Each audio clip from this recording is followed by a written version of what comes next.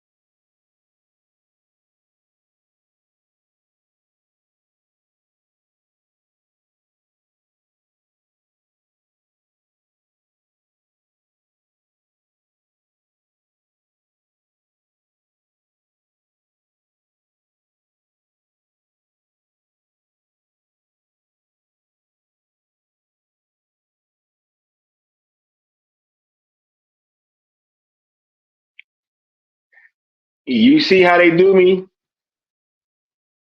Can y'all hear me now? Can you guys hear me now? You see how they do me? Crazy.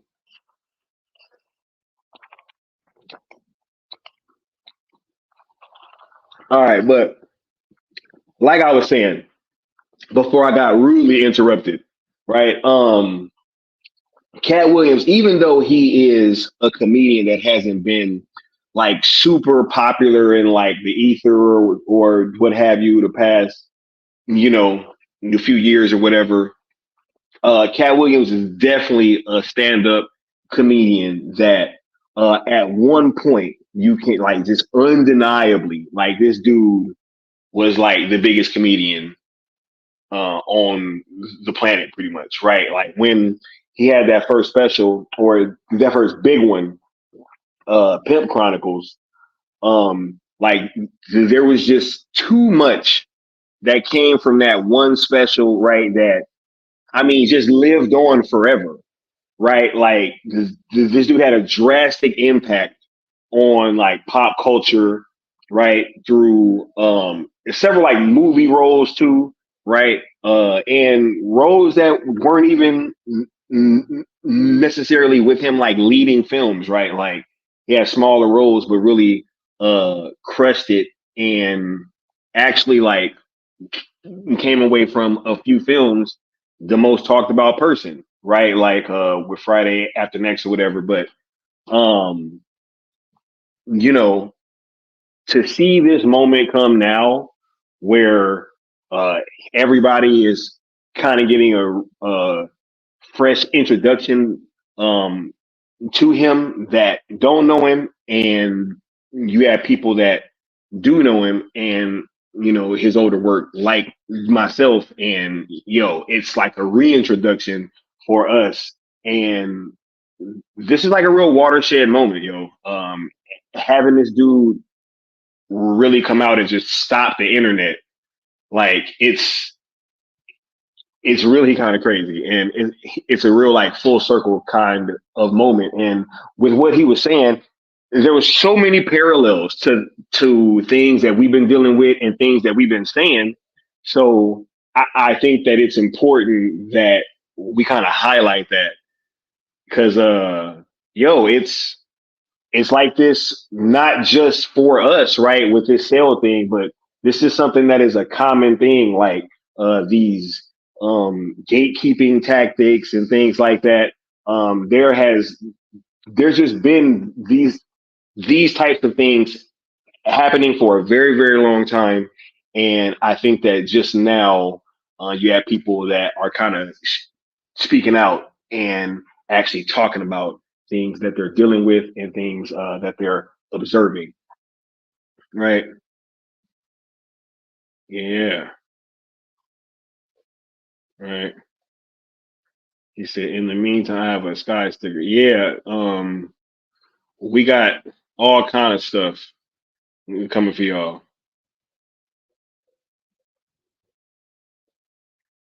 The Lakers won. Mama Bear says, I do know when he says, wait, you guys can hear me. Yeah, nah. They always messing with my audio, right? The good Austin says Cat Williams was the funniest guy alive on earth for years. My boys and I could recite his first three specials word for word for a bit. Yeah, like especially man, Pimp Chronicles, yo, that was like a watershed moment, yo. He said, "Do you know we can see you?" You know what I'm saying? Yeah, yo, you know, we got Sin Havoc talking about Cat Williams talked about the pecking order, but Cat Williams has only scratched the surface of what's been really going on. Oh yeah, for sure.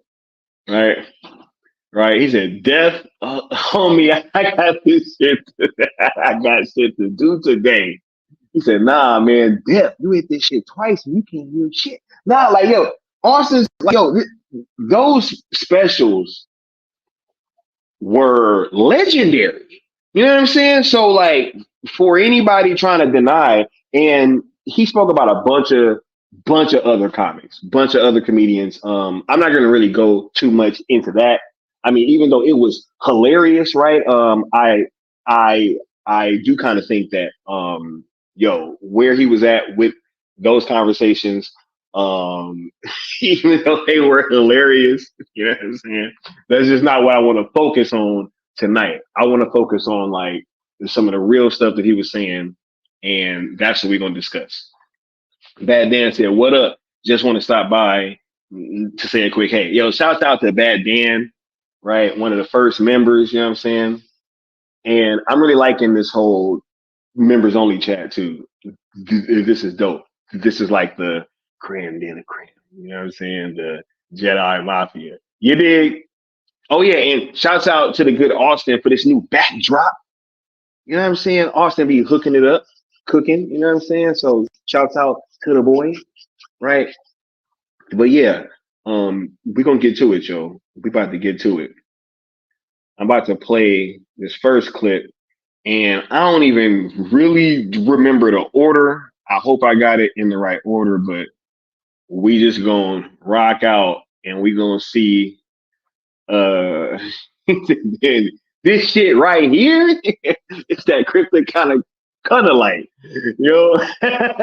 Yo, Austin knows what's up. Austin knows what's up, yo. But look, I'm about to play this first clip and we're gonna see what's up. So I'll be right back. I'm about to let Katt cook for a little bit. Like, it's important in the checks and balances of the universe that liars not get to make complete narratives for themselves. Are you not afraid about being blackballed again? These are some power people. What do you mean again? These people are not powerful. Satan can't create anything. That includes blessings for his people. That's why, you know what the number one job of somebody that sold their soul in Hollywood is? What? Is to act like it didn't happen. They all do the same job. Why do you think Gary Owen can't cross over and he already white and been in comedy for 25 years? If what I say ain't the case. It's a cabal. It's a consortium. They rock with who they rock with and they don't with who they don't. But I'm not scared of being the competition any more than you were when you lined up across from a superior team. Yeah, on paper, they're a better team. Right. They have all the assets and resources and we don't. But let us get on the line, boy, and see if that factors in. I guarantee you it won't. Wow. Because Shannon Sharpe got to be a different person than that other person. Absolutely. And he always was. That doesn't change when I change teams. That remains the same. That's how a legacy is built. So all of these shortcut takers, they canceled me for talking about Harvey Weinstein before the thing came out, but he offered to suck my penis in front of all my people at my agency. What am I supposed to do? He did all of that. I'm thinking I'm the only black person on the script. I get there, there's 3 other black guys on there. Woo! Huh. So you wonder what they did to get there. I told him no. What y'all do? And this is why when I walk in a room, heads go down. Behind my back, I'm nothing. I'm just a regular old comedian that's bitter and jealous. But in my face, no. The king has walked in and they have to respect it only because I've not taken the shortcuts. I've not been funded. They pay you to not talk about things they don't want you to talk about. They tell you that themselves. Yo. Look, before we cook on that, you know, you guys ask for something. And y'all know over on Skywalker's platform, when you guys ask for stuff, I try my best to make sure that you guys get what the people want. You know what I'm saying? So when I come in the chat and one of the first comments say, like, we need Peely for this one, you know what I'm saying? I had to shine the bat signal in the air and Dr. Manhattan is here. You know what I'm saying? What's going on, Peely? How are you doing, bro? What's up, bro? How you doing, man? Hey, as soon as Katt started talking about cabals, you know what I'm saying? Peely popped up. You know what I'm saying? Hey, bro, literally, man, that was the first clip from that whole show that I've played so far. But man, like, this dude was really cooking, Peely. This has started 2024 off on a great kind of start, right? And it feels like this could possibly be setting the pace for the entire year. Hey, bro, he went in, bro. He went in, didn't he? But it was like with that interview, they were all talking shit about him for like months before that. You know, he just had the last years, bro. Right, Bruh. years. Yeah.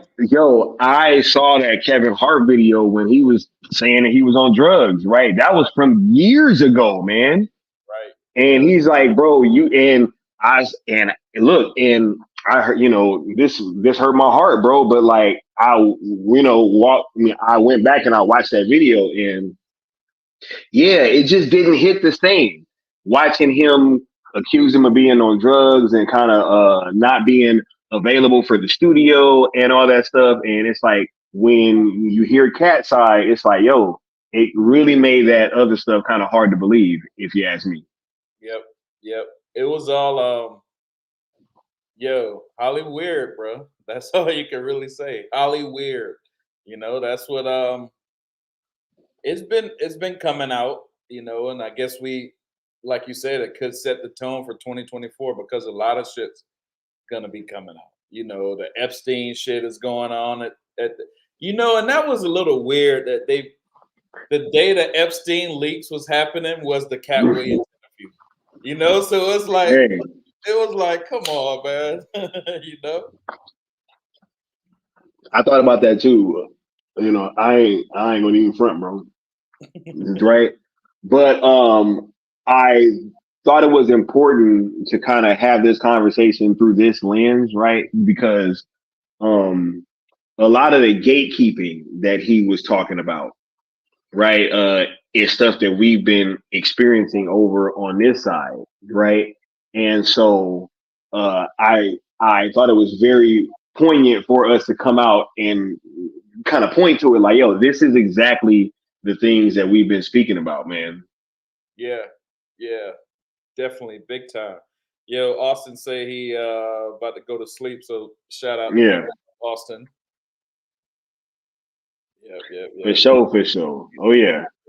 Yo, I gotta give all y'all a shout out. Y'all been killing it too, bro. But like I've been trying to catch up. Like on the last podcast y'all had, I didn't know you sent me a link, bro. I was just sitting in there in your chat room, fucking around with everybody else, bro. And then when I actually when the podcast was over, I saw the link in my Twitter, and I was like, damn, bro, that was the perfect show for us. But yeah, you're definitely gonna be dealing with gatekeepers, like he was saying, bro. Like he was saying, his overarching thing the whole time was basically there's a crew in Hollywood, in music industry, in everything. Yeah. They're like what we call them in here. We trying to get a matrix and figure this shit out.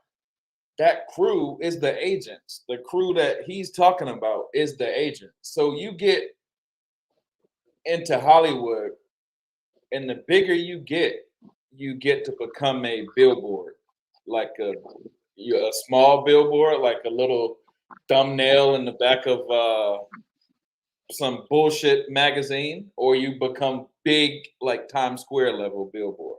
Mm-hmm. So then when you got a following like that, and you become huge, and then that crew is gonna come to fuck with you. You know what I mean? Mm-hmm. Because they want to make sure your billboard says exactly what they want to say. And you can't say anything else. You can't deviate from that. You know what I mean? So then, like, and there's levels to billboard. There's levels to you advertising. So when you came out, right? Let's say when I left the movement, Seal was holding it down. Then you showed up. Your billboard was small at that time, but you had the potential to have a fucking big ass billboard. So then they saw that immediately, and they came around you instantly to say, yo, we have to make sure Skywalker only talks about what we want him to talk about. And then you would have been riding with that shit, right? And you look back on yourself for a year, and you'd be like, damn, I didn't achieve nothing. I just talked about bullshit James Gunn shit. I just talked about, I did some fake ass wrestling channel with some dude You know what I mean? So some stuff that has nothing to do with your journey, right? So they will veer you off of your journey, which they tried. And when they came around you, it was not more of like gatekeeping. It was more of they were trying to veer you off your path, right? So then you would spend a year or two talking about some dumb shit. What y'all did, you did it in a year because you didn't have them people around you. You didn't have the gatekeepers around you. Because I came and I killed them boys, and I took all the arrows for it. But you're like my you know how Noob Sabat throws out a right? So The you might be the fake version and the real version back there. That's what me and you were. Them boys the shadow clone, right? Right. They shot me. You was back there. You know what I mean? I remember when we be talking, and one time I was like, bro, I'm about to clear this path for you like Dr. Manhattan did. And I said I'm about to clear this path like Dr. Manhattan on when he walked through killing all the people in Vietnam. And we did that shit, bro. So that was my whole thing with you, to prevent those gatekeepers from fucking with you. That was my whole point of talking to you. You were trying to talk to me like, yo, I want to interview you for this thing called OG Talk. And I was like, yeah, all right. Let me watch you first. Remember I told you that shit? Yeah. I said, let me watch your show first. No disrespect to you or nothing. Just let me see what's up with it. So I sat there, and it was about 3 weeks. I watched the shows. I'm like, bruh, not these dudes again. The gatekeepers around my dog already. So that's my whole point of coming on your show was, and bruh, you just, there's more. The gatekeepers never stop. Like, never stop. You know what Katt Williams is talking about? Every level Katt Williams go to, he's always gonna find them. And you don't have to be no millionaire to meet the gatekeepers.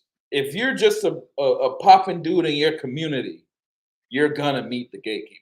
You know what I mean? Like I always revert back to the Black Panthers. Black Panthers, the original Black Panthers. They were doing food, free lunch movements, blah, blah, blah. They wasn't millionaires. There wasn't nobody important. Seal, oh yeah, that's my dog. Seal, we got a shout out. He got the popcorn, so he know that's about to be a good show. Shout out to the Griff champ, you know what I'm saying? The big homie, Seal Abdul. You dig? Well, like I was saying, all right, let me just put you, I'll just say it at my shit. Not even like the Black Panthers. My life, P. was a Katt Williams. Yeah. Yeah, hell yeah. But yo, it's bro, it's more than it's so deep. The same people Katt Williams is talking about are the same people we deal with in this movement. Thanks. Right? So Katt Williams is from Hollywood, right? He's talking about, oh, I don't want to put on a dress. I don't want to play these parts. I don't want to look like, like a crackhead or whatever. I don't want to play myself in Hollywood, because he know Hollywood is pushing this image to 1 billion trillion people, right? So 1 billion trillion people watching a black dude in a dress, watching some bullshit, right? Now look at our movement, right? We're in a Hollywood movement. We're parallel to Katt Williams. We are rolling with Zack Snyder, who's bigger than Katt Williams. But our message is being put out in billions and trillions of people as well, right? So if we're on some clown shit, it's the same way when they were like, yo, we need to say Black Lives Matters and put the LGBT flag in the Watchmen shit and all this other shit. The same way Katt Williams said, no, we ain't gonna do this shit, was me in the Watchmen room saying, no, we're not gonna be on no Joe Biden shit. We're not gonna be on no BLM shit. We're not, and looking back on it, you know, it all worked. You know what I mean? We would have been clowns if we would have been on some BLM shit. Like years later, when Biden, when we really see what Biden is, we'll look like clowns right now. So we always gotta protect our fucking, just like Katt Williams was saying, we're not gonna put on no dress. We're not gonna fucking shield for Joe Biden. We're not gonna say no US United. We're not gonna say no fucking Black Lives Matter. We're just gonna try to watch Zack Snyder's Justice League. That's it. Y'all not gonna put none of this other shit in our movement because, first of all, the only people that make our movement go are my people. So I'm gonna tell them not to do it. Seal was in the room. He know plenty times I was like, nah, fuck that shit. Fuck that shit. We're not doing it. And they were like, God damn, Peely. You know, I hate you. I hate you. Why can't we do shit? You're such a Grinch. But nah, bro, we're not. They called you the Grinch, bro. Huh? They called you the Grinch, bro. Bro, them boys used to hate me because I wasn't going for nothing, bro. Them boys used to be so mad because it was like, yo, bro, first of all, Zack Snyder's movies need to be out. There's messages in Zack Snyder's movies, right? Right. We need to get, first, we need to understand the messages he's talking about. Second, we need to get these shit released. We're not going to do that if we're talking about some fucking James Gunn shit or some anything else, some US United shit at the same time Biden saying that shit. Like, it's the same way as like, hey, Skywalker, go put on a dress for me and do this role real quick. You know, it's really not emasculating or it's really not messing with your blackness. We're just making a joke. Yeah, right, bro. They're really clowning you. You know? Yo, a good thing, I'm gonna say this. Gatekeepers, right? Remember when I said I don't know who Fiona is? And all them boys, he just wanted peace. I wasn't no Grinch. I just wasn't going for none of that shit. They basically tried to get me and get Peely to Us United. Definitely. He was in the room. He was in the, bruh. Ask him. Ask Seal, bruh. I used to turn them boys down every fucking day. Like, they would come up with some bullshit that, like Us United or whatever. Bruh, so are we not supposed to know politics? Are we just supposed to be like 17-year-old comic book nerds? So I was like, bro, Us United, that's the same hashtag as Biden is using for US United. I don't support Biden. I'm like, bro, it's gonna read the same. I'm like, yo, like literally, like, yo, they saying no, but it's not the US, it's us. And I'm like, bro, Twitter ain't gonna know that. We just gonna have, you know what I'm saying? Like, Twitter ain't gonna know that. Like, what are we talking about, bro? Like, Twitter gonna think that it's the same thing, bro. Like, why is you saying? And who the fuck idea was this? Who you know what I mean? Like, we're sitting here, America going through hell, bro. We got fucking riots and Black Lives Matter burning down cities and shit. And we're supposed to be like, oh yeah, Zack Snyder and Black Lives Matter. Niggas looking at us like, yeah, bro. Like, come on, bro. Like, so at every instance, I would just tell them no. But like, look at this, right? Remember when they all tried to kill me?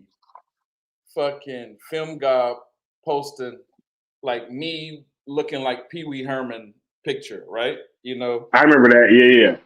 He posted that as a shot to me, right? But he done posted the shit like a year before anyway. You know, like, bro, you was trying to get me long time ago. You used the same bullet that you tried to hit me a year ago. You was like, oh, it's just some funny shit. Really, you're my homie. But a year later, you're like, oh, I'm gonna get him with this. Bro, you're gonna get me with some funny shit? No, bro, you've been hating. You've been hating. You know, you just, so all these people that was, I call them the old watchmen. You know the old watchmen.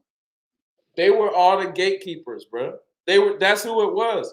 when I put the Watchmen chat together, I just put it, whoever was making noise in the movement, I just put them in one chat room. That's it. I didn't know there was the gatekeepers, bro. I didn't. Yeah. Address. Fuck that, bro. Like, oh, you won't get Zach on your channel, bro. I don't give a fuck. I'm not saying Black Lives Matter, bro. Black Lives Matter. Charleston. Why the fuck?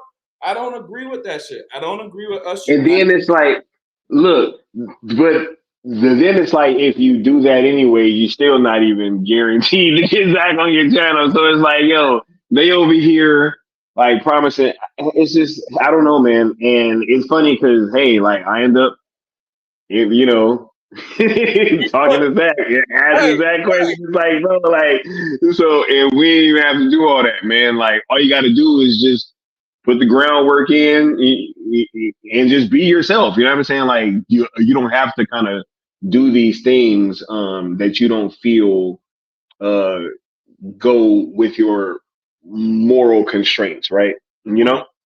And when that's, you used to say, bro, this Peely's revenge. And I used to always be like, yeah, duh, I blow the shit off. But it kind of is, bro. Like, I told you. Hey, I told you. It kind of is, bro. Like, bro, you're my noob Sabot. My noob Sabot is winning right now, bro. Like, winning. They tried to kill us, bro. They did, the whole movement. And then look what you did, right? Like, people putting out shit right now talking about, oh, Disney actually was trying to take over Warner Brothers. Bro, how long have I been saying that, bro? How long have I been saying that? You know what I mean? How much time could we have to save if they just listened? Yo, bruh. Bruh. This dude James Gunn literally got hired.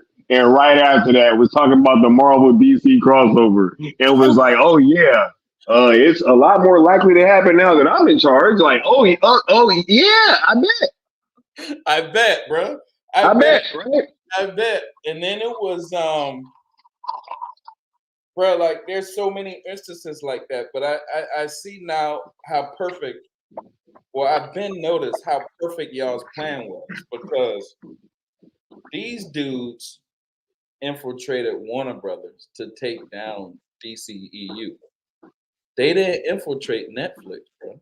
They Netflix is Warner Brothers doppelganger. Like, it's the new Sabot. Y'all jumped to a whole nother fucking company, bro. You know, they didn't infiltrate Netflix. That's why it was so perfect. But going back to what I was saying about the gatekeepers and Katt Williams is saying, brother, gatekeepers are always around. You probably, I ain't even gonna front, I ain't gonna say nobody in the chat. You probably still got gatekeepers in your movement, in your cell movement, right? But they're just waiting for their right time. They're always there. If you get a billboard or if you get a fucking voice that can reach a lot of people, you're always gonna be watched. You know what I mean? They're always going to be, and then they're going to always try to get you to join. You know, when I first started, because I got into the entertainment industry. Listen how I did this shit, bro. There used to be a website. I forgot the name of it, but it was like a music stream tracking website, and you put your beats on or whatever, and it'll tell you, like, you know, Peely, you're number 2 in South Carolina, you're number 1 in Charleston, or whatever. Mm-hmm. So the industry watches this website and they find out who's streaming the most in these certain regions. But how I tricked them, I wasn't no professional beat maker or none of that shit, right? Mm-hmm. I just used to fucking put all my beats on people's MySpace page. So as soon as your MySpace page turn on or anybody open up, I'll get a stream. So I was getting crazy amount of streams because I had a crazy amount of people on my MySpace. So then the industry come calling. Dog, I had a point where I could get anything I wanted out of all my favorite rappers. I did a mixtape with that I grew up with. I was just like, yo, I got one dude's number. Yo, I want to do this. I want to do this and this and this because I had that streaming. I had that. So they looked at that as, yo, he got a voice in his community. But as I'm doing that, this is how I learn all this like secret society shit, right? Me the last 2 years. Yeah, it was great. Hey, that's actually real talk. Like they're having engagement meetings now. Yeah, I saw somebody post that. That's fucking great, bro. Engagement. We brought that word to these movements, bro. Nobody was knowing what the fuck engagement, what we were doing on Twitter, or any of that shit. But so I got in the industry by just basically calling people, right? So then I start doing mixtapes for people. I still don't know what the fuck I'm doing. I just got a big base. Next thing you know, bro, within like 1 year, I was hanging out with Wu-Tang members, hanging out with Dave Bautista. Look at where Dave Bautista is at right now, bro. I was right, yeah, facts. Right, and I got and all that shit, bro. We would go to the movies, the bar, all that shit. Facts, they liked me because they knew my billboard would one day be huge, right? Yeah. So while I'm hanging out with Dave Bautista is when they're like molding you. You know what I'm saying? Like teaching you. You know how I be talking to y'all about the occult and I tell y'all all this weird shit and y'all be like, oh, how the fuck do you know that? And how does it keep coming true? Because while I'm being with them, they're also teaching you behind the scenes, the other world, the matrix shit. So you're learning it because when you get into this boys club crew of gatekeepers that Katt Williams is talking about, you have to know how the brain works. You have to know how to trick the brain, but basically like advertising. You have to be like a master at advertising yourself. So it's all some shit the Nazis learned and people call it the occult or the Illuminati or this bullshit. All that other weirdo shit, right? But it's really master advertising of yourself or whatever else. You can be like, yo, Nicki Minaj is a master promoter of herself. So these crew will give you a task to master promote Gucci or Nike or release the Snyder Cut or anything. Anything I do, I'm gonna be successful in because I know how to promote that shit, right? Yeah. So as I'm moving on up into the rap game, I'm more of not being a rapper. I interviewed Professor Griff, and they saw that I could interview. So I was out in front of this podcast shit a long time ago, you know? Facts. So then people start seeing me and knowing me, recognizing me from Professor Griff shit. But I already was in the industry behind the scenes with like Dave Bautista and shit, you know? Yeah. So now I'm just a regular nigga also. I'm just right. You know what I mean? I'm just like peeping this shit. Like while I'm in this shit, I'm peeping it. Now, mind you, I could call anybody and say, yo, I want you on my next mixtape. Oh, all right, whatever. Bro, I have so many numbers in my phone or whatever that I could just reach out at that time. So then I'm moving on up. I got the Professor Griff interview. That shit blowing the fuck up. So then I think different, right? Because I've been kind of studying this shadow world weird shit my own self. I think that's what driven me to understand when them boys used to talk to me. So for some reason, I was like a conspiracy theorist my whole life. But while they're kind of talking and teaching me and trying to bring me into this damn entertainment industry, I started seeing like the flaw in these people. I started seeing like what Katt Williams is seeing, that these relationships are fake. Like Beyonce and Jay-Z probably really don't even like each other like that. They're just like Hunger Games type married. You know what I mean? Shit like that. I started seeing everything was fake, bro. I started seeing the news is fake, because if you behind the scenes on the news, they could have like 4 people there, and they can make it look like, with a nice camera angle, they can make it look like 100 people, or something crazy going on. So I started seeing, from being behind the scenes, I started seeing everything is fake. So I got approached by these people in Charleston, and they interviewed me because one time I went to Miami and did this video with a Wu-Tang member. So these people in Charleston approached me and they was like, "Yo, can we interview you? Blah, blah, blah." I got on an interview on a radio station. So I looked around and I was like, "Yo, this is all y'all do. I can do this." So I made a podcast. I made a podcast with my brother called Do Work. And me and him, while doing the podcast, it's like I walked into not the hornet's nest, but them people. It was their system, their radio station, all of them around me doing this podcast. So my podcast blew up in Charleston, but I didn't really know who I was working for.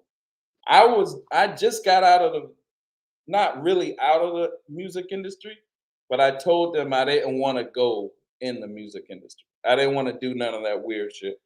I didn't want to join no crew. I'm me, and that's it. So then I'm in this, my shit start blowing up. Do Work Radio start blowing up. I still got all these connections from around the world. I got on my radio show, the first year, I got rappers out the industry.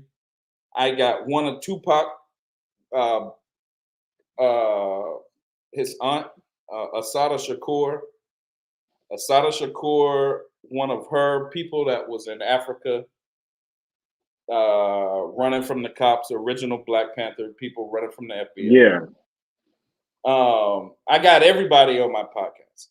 So then once I got kind of start blowing up, I started seeing those same people who was just in the fucking music industry are in the podcast world too, but they're now even closer to me, because in the music industry, they're like New York, LA, Atlanta. In the podcast industry, these niggas is right here in Charleston. So now I was, if I didn't want to do it in the rap game, I'm definitely not going to want to do it in the fucking my community in Charleston. But how they come up to you, the gatekeepers and people, they come up to you on some shit like they want to help you further your shit along. Like, yo, I got a connection, I got this, I got that, I can help you. You need me to edit, I can do this, blah, blah, blah. So basically, they're going to insert themselves in your crew because they've been watching you just as long as you've been doing your thing. So they're going to insert themselves in your crew by making you think they're your homeboy or your homegirl or whatever. So then you'd be like, oh, no, they'd be like, yo, I got this girl you can meet, I know you single, blah, blah, blah. Let me hook you up with my homegirl. Then they'd be like, you know how when Katt Williams said they all got the same looking girl?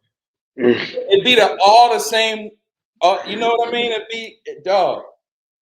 be these little sorority girls or some shit like that. They're all in that crew. Like if you go from the church, the black church, you move up to a sorority, fraternity, you go to college, you're one of them people, then you get out, you become like a Mason or something, you go back into the black church, then you can maybe go into politics. That's the only road for successful black people that's allowed, but through each step, you're in a fraternity. You know what I mean? You're not Peely. You're not Sky. You are, you're alpha. You know what I'm saying? You can't say what you want to say. You got to say what they want you to say. So in Hollywood, you can't be able to push your message out to millions unless you be one of them people. You see what I'm trying to say? You can't be You can't be regular Katt Williams. You gotta be Big Mama. You know what I mean? You gotta be on a man or something. Right. Yeah. Your image isn't Peely Swain no more. It's demasculation of the black man, or demasculation of men. Is bigger than you. Yeah. Yeah. So you in this movement, you're bigger than you. You're not Sky no more. You're representing fucking Zack Snyder and all of his glory in Hollywood. That's what you're holding on to. So if you want to say, yo, I want to attach the sale movement and give out charity to some people I know who need it in Palestine or in Africa. Or, if you want to do something that you can help the world with your voice, your billboard right here, this is how you can test them. The people who talk you out of that, they're going to be your friend. You thought they was your homeboy, like Snyder Queen or whatever, or they've been hanging around you the whole time. You know what I mean? They've been hanging around you the whole time. But then they come out and they're going to be like, oh, no, I don't think you should. I don't think you should do this. I think you should focus more on this, this, and this, and this. You'll never be able to help, the kids in Palestine, the kids in Africa, blah, blah, blah. So that's what I witnessed from the rap game to Hollywood to podcasting to the Snyder Cut movement and the Watchmen. It's all the same guys. They're always going to be around anybody who has a voice to the people. Always. Yo, Peely, I just felt a seismic shift, bro. Oh, damn. Seal about You know what I'm saying? Hey, you already know. You know what I'm saying? You already know, bro. My dog. He already knows. Yo. I can speak to y'all, bro. Hey, man. I can speak to y'all. Seal, what's going on, bro? Hey, man. I'm still on this Katt Williams stuff, bro. It's amazing seeing the responses. When he straight up called Kevin Hart a industry plant. That's what I'm saying? And like what y'all talking about people being planted in the movement. I've, had that on my channel. And, like you said, you could tell when people are acting all weird around us, like making just out of nowhere random comments and stuff like that. Like, you know what I'm saying? Right. They be it's obvious, bro. But it's like, what I liked, because I clipped a few videos about the Katt Williams thing, and I talked about it on my channel earlier. And you see the responses and the comments, like people want the real shit, bro. They don't want this, like the whole Matrix thing. Right. Like I was saying on my channel as well, like, this is a red pill mentality, and we're gonna make it clear, we're not, putting on the dress or like, as you say in the movement, Peely, it was a time you had to kiss up to Mick D. Correct. To meet Zack Snyder. That was like putting on the dress, like right there. 100% like, was. You know what I'm saying? The fall in the pecking order. So, and I was like, bro, nah. At that same time, that's when I reached out to Peely, like, bro, actually, I think you asked me to be on your channel first, Peely, because we met, and then I saw you on Film God show, and you made me laugh a lot, bro. I was like, yo, let me get you on Go Deep. Once that happened, we clicked, but what you said about TPZ Mick D is 100% perfect because listen to this, and you probably already know the story. I know Zod, it happened to him. The same teachings that, like the little weirdo shadow world teachings of the rap game that you see them doing all this, you know, all that weirdo shit. The same shit Mick D and TPZ tried to teach me that same shit when I got into this movement. Before I got on Twitter doing anything with the movement, I was in the Vero chat with TPZ and Fiona, right? The same shit that I've already got away from in the music industry, like this Luciferian type weird shit. It's the same shit TPZ was teaching me in the background. I was looking at that shit, bruh. When I got on Vero, I was well versed in that shit and well versed to know who's coming and how they coming, bruh. I just sat there like a fucking honey bear and just let the bees come up to me because I already knew that's my interview.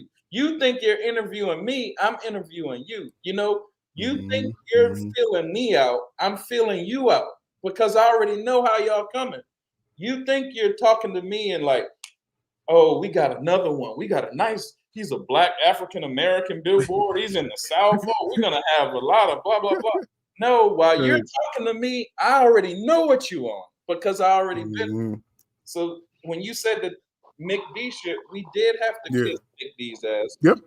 And they was on that same shit behind the scenes, just not many people really knew about it, you know? That's what y'all so perfect because y'all are all just regular dudes. Y'all are the most organic shit. There's no hidden agendas with y'all. I talk to y'all not gonna be on some. Oh man, Peely, you know you should really join the Masons because blah blah blah blah. It's like, dang. Perfect. Y'all just don't know it because we're on the level of those people. We are. There's no doubt about it. But they're not here. I mean, they are here, but they don't have no way to get in between this. These this three, Leon, you know, Necron, Austin, they can't infiltrate us. You know, that's what. They tried. I mean, you know, at the height, you know, when I was streaming with Mikey, and like Cavill was coming back and all that shit, like all those plants was hovering around then. Like I would see them in the chat, they would become members and all kinds of stuff. And I'm just like, dang, I'm like, this some weird energy. If we all for the same goal, we all just want to get the dope DC content. That's, you know, like you said, it's like there's no hidden agenda here. Like that's, you know what I'm saying? And it was to the point because like when they hired James Gunn, bro, it's like, I was like, bro, did they like hire James Gunn to like stop me and Mikey? Because like we was about to take over YouTube, like overall, like what was going down. When Cavill ended up on Black Adam, I was like, oh, it's a wrap. Then Zach was like, oh, I can't wait to work with you again, Cavill. I was like, bro, like this is over. And then all of a sudden, like a total 180. I was like, dang, like who's about to take over the world, bro? Like, that's crazy, bro. Y'all were. I remember seeing you and Mikey Sutton. Y'all were out somewhere together, and everybody was taking pictures of y'all. And I was like, that was in Seattle. These boys done blew the fuck up. But you know, at that same time, the people gonna be around you to try to influence your influence. That's just what it is. This is like military level propaganda or marketing. So you always gotta be ahead of marketing yourself, bro. Don't never let nobody. Like the king, the dude that was talking to the king in Lord of the Rings, he just whispered in his ear. Worm tongue, bro. He had him dead the whole time. You know, like look at Martin, bro. Like Martin fucking around with worm tongue. He always looked like he about to die. I hate to say it. You know, like all of these celebrities be going through crazy shit. Britney Spears, you know, just all of them. Like that's the price for fame. That's the price for fame. So I don't want it. I don't want It's like I'm good, you know, and that's what resonated with Katt Williams, bro, because he's like, you know what I'm saying, homeboy offered to basically to suck me off to be in his show. I got that clip too. Like, if I'm not mistaken, you know what I'm saying? Like, I can actually play that. Like you know what I'm saying? Yeah. It's like he turned him down, and then he still like ended up on the show.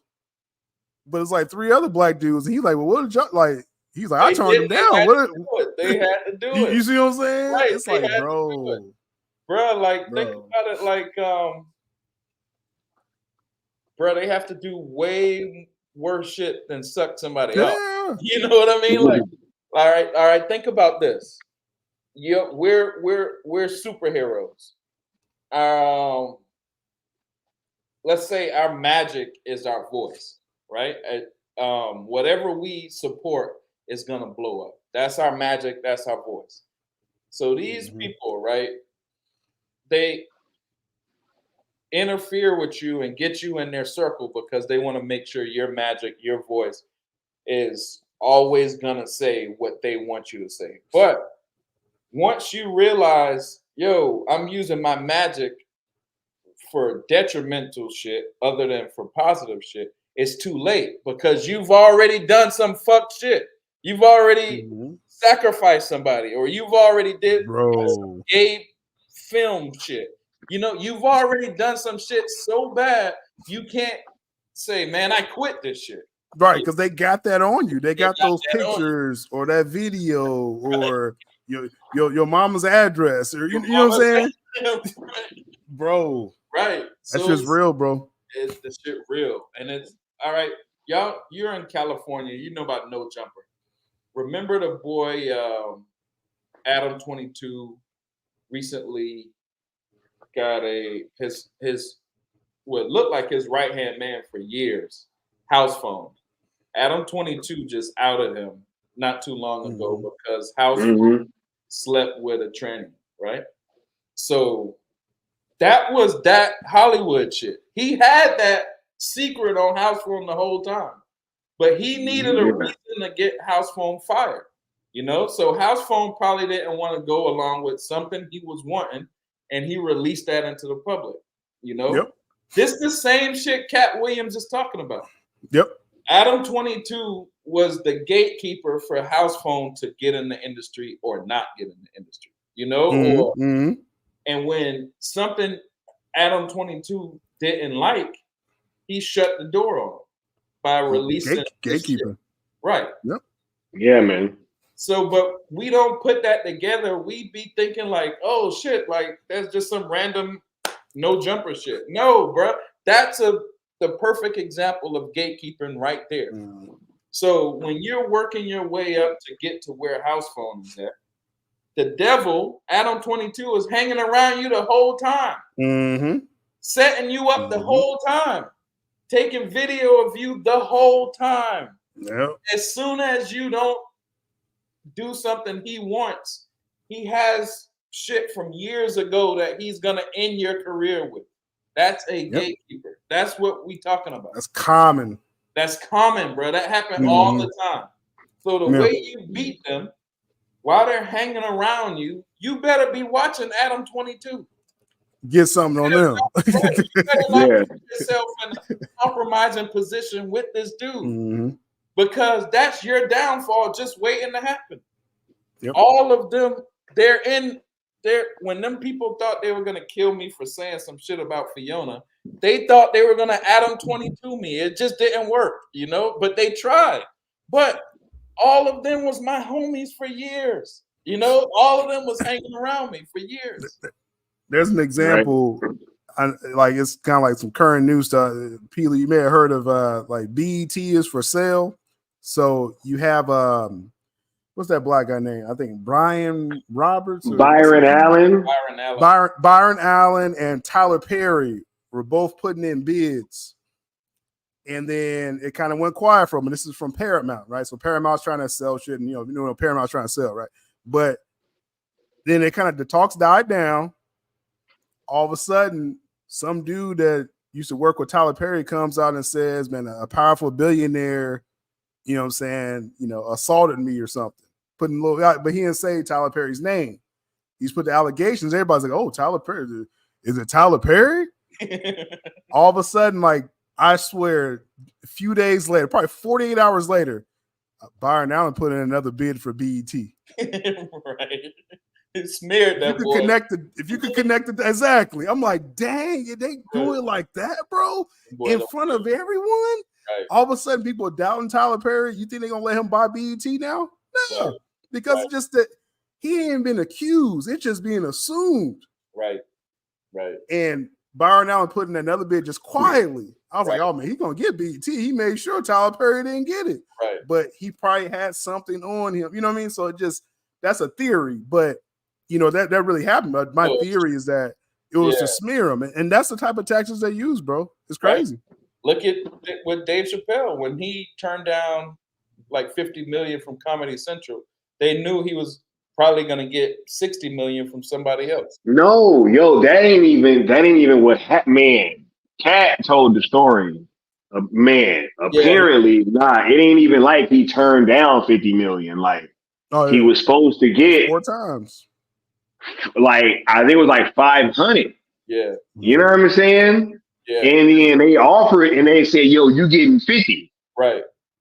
You did? And he like, what? Like, you know what I'm saying? Like, hold up, bro. Like, look, they tried to smear him. They called him a crackhead and said, shit. Right. They been smeared him like 6-7 years ago. Right. Yeah. Katt Williams' career is supposed to be over. Right. You know, but he was still working, doing shows, still getting money, but he wasn't in these movies, you know what I'm saying? Braiding dude's hair and stuff.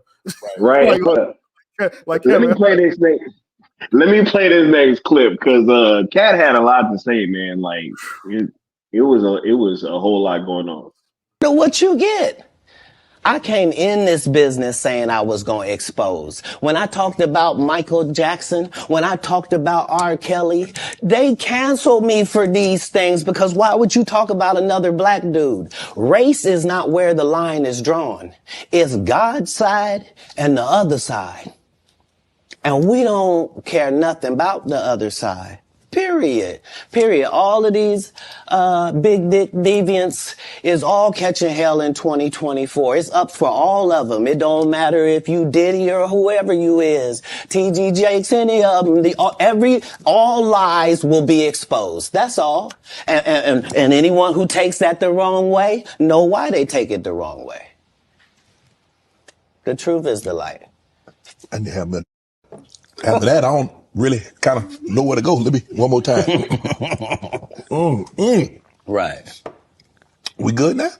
Because the people want to know, why would he get blackballed? Yeah, because in 30 years, I've done nothing but collect information, knowledge, and your secrets. So if you and a man was in a corner doing something you wasn't supposed to be doing, you will tell it. No, somebody come to tell me. Okay. I gather that. I value that. I'll pay for that. Come, tell me. I know so many things I shouldn't know, and they all know it. Bro, it's so much right there, bro. It's so much right there. It's deep. It is deep. And Katt Williams been on that shit, bro.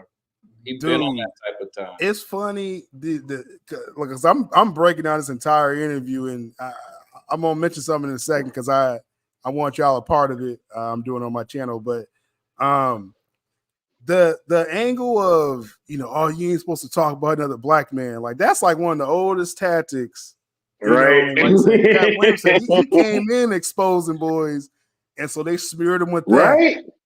You know what I'm saying? Yo, that whole Michael Jackson.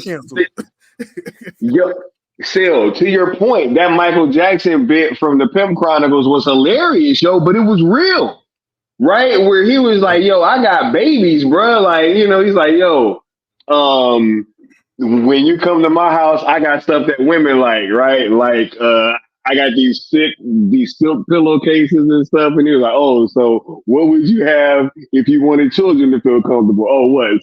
A theme park? You know, that's all this other stuff.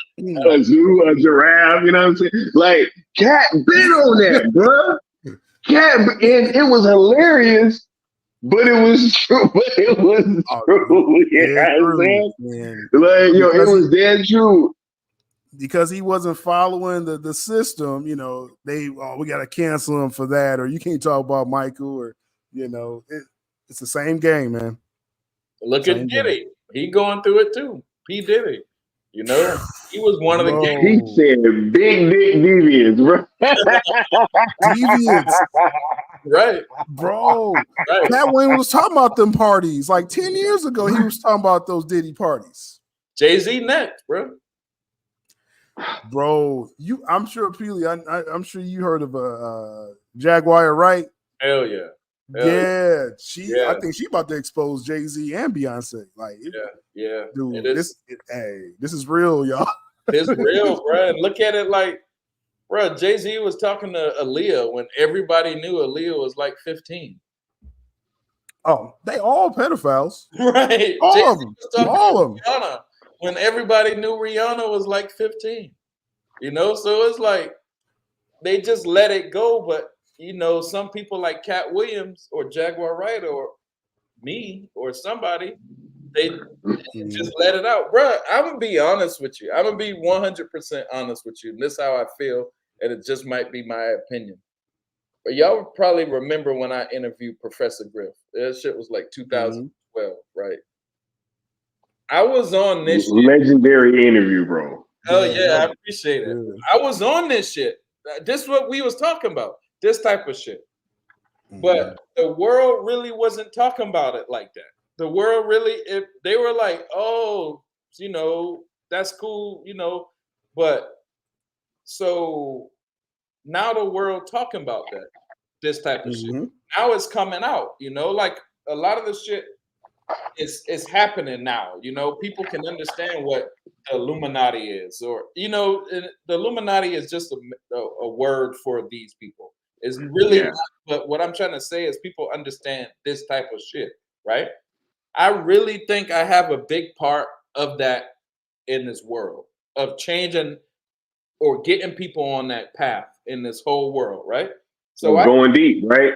Yeah, like really going deep. But I think all right, say this. Y'all know me in this movement. If you watch Go Deep, I could put together like a Zack Snyder shit with some political shit, and it matched perfect, right? But nobody in this whole movement has ever went on this path that I went on with Go Deep, right? Not one people touch secret societies and blah blah blah blah blah. But really look at this. The reason Zack Snyder has went through all of his problems is because of the secret society. If we really want to really talk about it, Zack Snyder shit was behind the scenes. Because they do the same shit. Oh, Rotten Tomatoes gonna give them some bad review. Some blue check people gonna talk shit. They do the same shit over and over and over. Right. But that shit comes from behind the scenes. That shit is because Zack Snyder is not operating right with the secret society. That's where the hate come from, right? So now look at this. One dude has been on that secret society path in this whole thousands of people movement. One guy, me. When we really get to the bottom of it, years later, if Zack Snyder ever really truly tell his story, it's gonna match Go Deep 100%. I already know this because I already know what he's going through. And people are going to be like, damn, Peely was right. You know, this. I'm trying to tell y'all, this is how the world works. It's not the other way around. It's not December 25th, we're going to do some Christmas shit, and February 14th, we're doing some Valentine's Day shit. It's not that. The world works on this weird shit that's going on. Yeah. Zack Snyder is that shit more than he's fighting getting his movies greenlit or whatever. That's just the surface level of this shit, right? So what I'm trying to say is there's a million different ways we can look at the Snyder Cut movement. But I really think only Go Deep has hit. And I'm not saying this to say because Seal, you got your lane, Skywalker, you got your lane. But I'm saying this: Go Deep has hit the mark more than anybody, I think, in this. Oh movie. yeah. No, when you talking about I agree, bro. Lifting back the veil, like I was like, that's what drew me to your platform. And I even told you back then, I was like, Peely, I was like, I'm gonna be jocking some of your style, like I don't care. I'm gonna borrow, some of this, bro. No, I don't care. I look at it because I see when I watch your show, Seal, you be talking about like the stock prices and this company ain't gonna sell for this and this and this. You talking like the same way we used to talk back in the Watchmen chat, but you made a podcast out of it, out of that real shit, right? So then I already know, because if I'm on the secret society shit, the stock prices in the stock market and these companies selling for X, Y, and Z, it's also a lane that's actually 100% factual also. You're hitting that perfectly. You know what I mean? You're hitting that perfectly, Seal. Then I look at Skywalker. Skywalker has the organics. Skywalker grabbed all the organics out of this movement. The people, the real people that actually are Zack Snyder's fans and want to see his content. Skywalker grabbed that perfectly. So we all got a lane, but the secret society shit, I hit that perfectly. That other shit, that's y'all's lane. I can't even fuck with it. That's why I like just sitting back and watch y'all shit. I didn't have to sit here 3 hours and make a podcast. I'm cool. We need to know that secret shit. That's Go Deep, 100%. You know, I think I've changed the world on that level. So when this, not facts, bro. That's 100%. When this Go Deep podcast went out, came out, bro, I got all my shit out. Not all of it, because there's still more. I could do a whole nother season to Go Deep. But I got all, bro, in 50 to 100 years, people gonna watch Go Deep and be like, bro, that dude was way out in front. Oh, man, it's like evergreen. Like, and if people aren't familiar, because I know people like, oh, you know, yeah, Peely, your show's dope and stuff. I hope y'all really watching it, because like when it starts off, like you have almost like a history lesson, like every episode, bro. And I be like, man, it's like some documentary shit. Like I love documentaries, so I'm sitting there, and then like you got some great music, Wu-Tang and shit. You know what I'm saying? Over getting some Joseph Campbell shit. He throw some hip hop. He throw some hip hop at the end. I'm like, bro. I'm like, you getting everything on this podcast, bro? Like everything, bro. I made a podcast. Something I want to watch. I was like, bro, if I want to, what would I want to watch? I made that podcast, right. You know, that's my aim too. Yep. Like you probably do the same thing. What would I want to watch? And to be honest, I was just when I made, because my first 1, 2, 3 of Go Deep was about Christopher Nolan, because he goes deep. Zack Snyder was next because that was naturally Zack Snyder was next. But if you know, like my kids' video, they were talking about James Gunn, and I mean, you know, Disney and Marvel shit. They was talking about that 5 years ago, bro. You know, like they only got that shit because they sat around and heard me talk about that shit. You know, when I look at it, all that time we wasted. Somebody just put on Twitter yesterday, oh, we can chalk that up to a win for Peely. He said this a long time ago, bro. What were we doing, man? Why didn't y'all listen to me? You know, like, if I said this, why didn't y'all believe me? You know. So this is perfect because this is one of the main reasons I jumped on here, obviously to support Sky's stream and talk about this conversation. I'm glad Peely's here as well, because I was mentioning earlier on my channel, just the veil has been pulled back, and like seeing people responding to just the clips I put out about this Katt Williams and about just the elitists in Hollywood and stuff like that. It's like people are ready like for these types of conversations now. Like you was literally ahead of your time, Peely, doing Go Deep. Way ahead, like bro. You know way what I'm saying? ahead, bro. And so with me, I'm trying to expand my content to kind of include, you know, to make it very clear, like I'm not with the Hollywood bullshit. Like we're going to talk about this more, you know, on my platform. And I want y'all gentlemen on there, and we got to find a day that Leon can be there as well.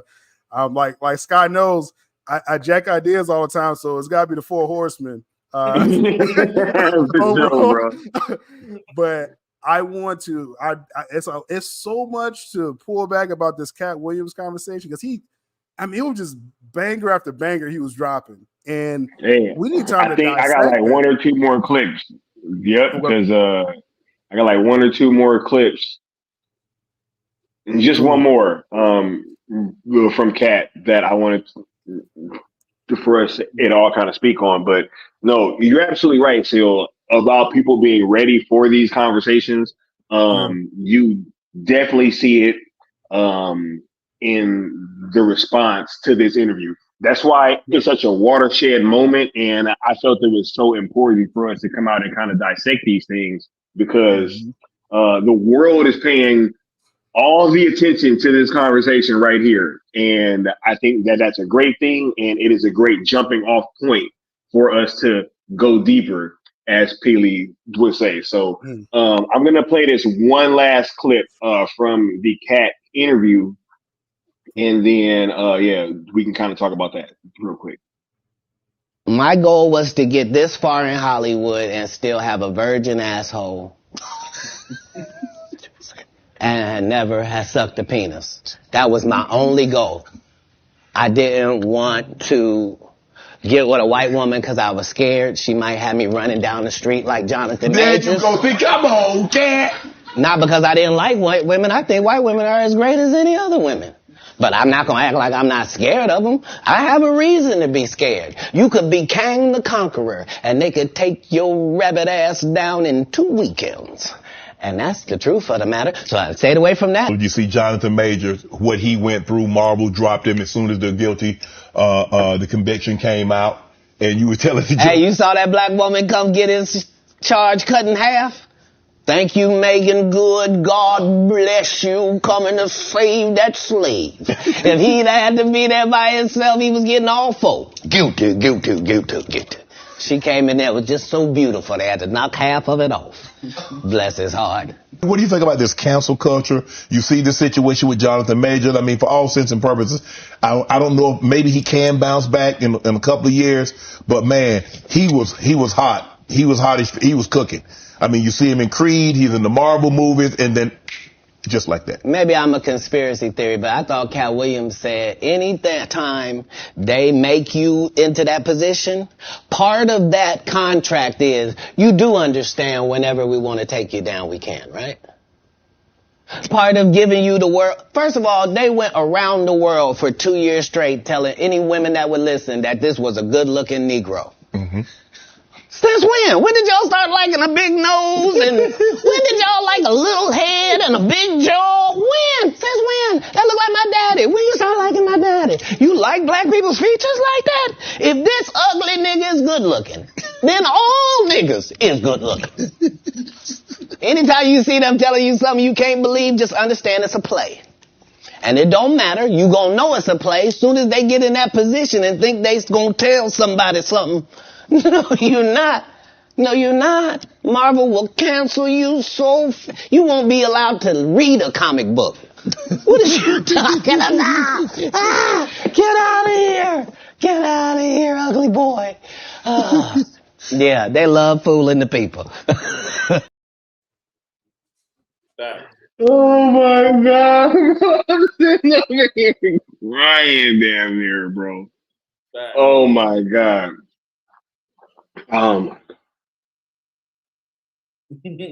Facts.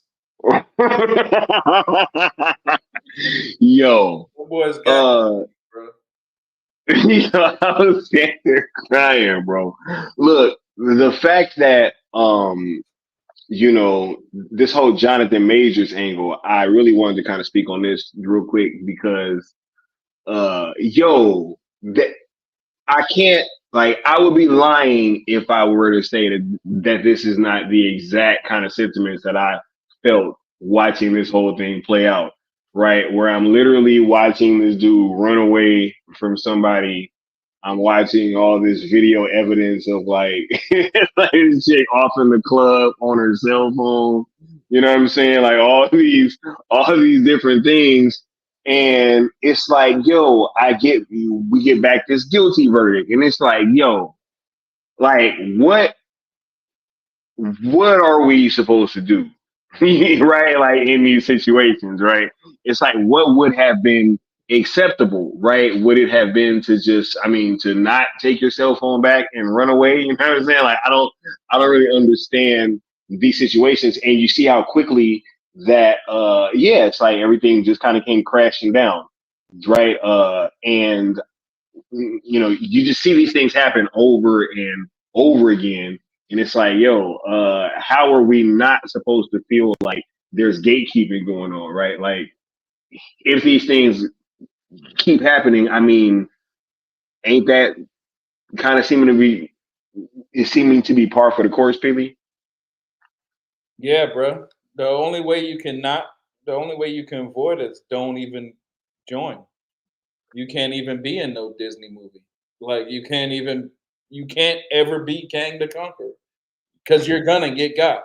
Like, all right, I'm gonna explain something and then I'm gonna show y'all in like a scientific subversion way, and I'll show you in a regular way, a regular life way. Look at, all right, we can understand this because we know movies. Remember Hancock? Hancock was like a bum, but he had he had powers at first. Remember, but he was like dirty, drunk, amnesia, always tired. But he still had superpowers, right? He had small billboard. Like he was strong, he had powers, but he couldn't. It wasn't clean. It wasn't refined. It wasn't anything. All right. So he met this Jewish dude, right? A Jewish dude who was a marketer, who was trying to look for the best marketing symbol in the whole world. He was trying to get on the top of his game in marketing, right? Hancock had to go to jail. Seeing people do a lot worse to go unscathed in public domain. Correct, 100%.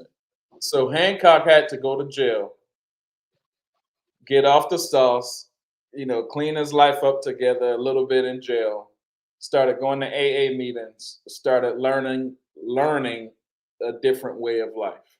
He comes out, now he has a new suit, he's clean, he got a haircut, he been taught some stuff, he working with a marketing team, he goes save the day, he doesn't throw people up in the air and do crazy shit no more. He doesn't curse out little kids. He tries to talk nice to the cops. He saves the day and try to get nobody hurt. And then Charlize Theron, his white girl, who he can't seem to get together with. Bam, bam, bam. He is always fighting with her. Fast forward, the marketer gets his girl, but he still helps the marketer at the end of the day promote his logo on the moon where the whole world can see it. He helped the marketer get his word across by using my magic, right? T.I., Lil Wayne. T.I. was first named T.I.P. T.I.P. Coming live from the VIP. Exactly. Heard the nightlife, lost life without me. Right. He was a regular Atlanta dude, right? He was an Atlanta dude that was gonna blow up one day because he could rap and he had a gift. He had a superpower of rapping, right? So then he started messing with this thing called duality, T.I. versus T.I.P. Mm-hmm. Obviously, somebody in his ear was telling him some stuff. He was learning some stuff. T.I.P. was still the hood nigga. T.I. was being cut dude, right? Mm-hmm. Next thing you know, T.I. goes to jail for a gun thing, which a normal person would be 25 to life times 5. He goes for a year. He gets out, he's clean cut. He's no more TIP. He's no more a hood nigga. Now he's T.I. in the movies. In the movies. In Hollywood. Podcasts. Everywhere. Yep. He's now using his superpower of rapping to help Jewish marketers. Why is Hancock and T.I.P. and Lil Wayne and all these people's story the exact same thing? Because they're telling you how the game works in Hancock. You see what I'm trying to say? That's wild. That's wild, bro. They're more telling you how your life works. Neo in the Matrix was a little dude sleeping at his job at work, wasn't clean cut, wasn't shaven, wasn't anything, right? Neo went through someone coming to teach him. He comes out. He becomes the one. He has his superpower to change the world, whatever. But what they're telling you is your life, as well as T.I.'s life, as well as Hancock's life, as well as Skywalker, as well as you. All of y'all started out as a regular dude. Y'all grew to come to use your superpower of charisma, of communication, of all of this shit that y'all use y'all superpower to grow y'all's platform. So now y'all's platform is growing where you're becoming clean cut Hancock, right? But now you're going to have to make a choice whether the guys behind the scenes are going to get to use y'all superpower for their good, or are you going to use your superpower for your own good? That's the battle. That's life, bro. That is it. Yeah. 100%. And everybody in y'all's chat, if y'all ever going to rise to be in anything, y'all going to have to go through this path. Jonathan Majors, whatever the dude, King the Conqueror. Yeah, Major. He was a regular dude one day, and he built himself up using his gift to become an actor. And the people around him, once he became clean cut, whatever, they used that white girl, probably know all this occult secret society shit. She's been hanging around to be his Order 66 his whole life. His whole life. He might have thought that was his girlfriend. She was a Total Recall girl at Arnold Schwarzenegger. Sharon Stone. I don't know why she was like taping like regular conversations that they're having. It's like, why are like our conversations being that tells you right there? You know what I'm saying? Like what? She's always been that. She's always been that fool. That's wild, bro. Tiger Woods. I'm about to break the biggest golf record in a white sport. Jack Nicklaus record. My wife takes me down. His wife was put there to take him down long time ago. Barry Bonds about to break the home run record. Oh, you took steroids 10 years ago. We're not going to give you the home run record. But if he wasn't ever going to break the home run record, his steroid shit would have never came out. That they used that to kill him. You know what I mean? So what I'm trying to say is this shit is always around you. It's always, people are taking notes on your life right now as you speak in your movement, both of y'all's movement, Still Nation, Cell movement, and they're waiting to get the Order 66. No, that's true. How do you duck it? You just don't go. You just don't. That's it. Hey man, look. I'll say this. They tried real hard last time. If that last situation ain't do it, man, hey, look, good luck. That's probably as close as they can get. In fact, that was as close as you'll ever get, buddy. as close as you'll ever get. This Jonathan Majors stuff, though, bro, like you said, like Katt Williams, like I said, every line. That's why I want to dissect a lot of this stuff with y'all on the stream. But I'm down, down, bro. Oh yeah, we're definitely gonna get that going. And, but the whole thing of the black man and the white woman, like literally no one else will understand. I don't think I can explain this to anyone that's not a black man. You know what I'm saying? I don't even have to explain it to y'all. Y'all know exactly exactly how Katt Williams said. I ain't saying I don't, I mean, I love all women, but I know what this means and what this looks like and what can happen. And you know what I mean? So that was like one of the realest things he said right there. But then when he said we can show you that we can take you out basically whenever we want to, Jonathan Majors, he was a rising star. They start putting him in like little zesty pictures and stuff. Y'all remember he had like the pink on with the his lips puckered and stuff. And I remember. He had a little backlash from the streets. And that was probably it. Did that. And then he probably tried to buck it, like, oh, let me kind of.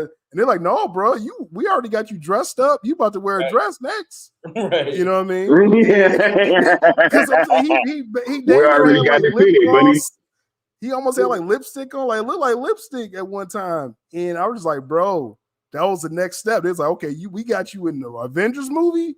You about to wear a dress or something. And I think, he tried to back up. And like you said, that girlfriend, Order 66.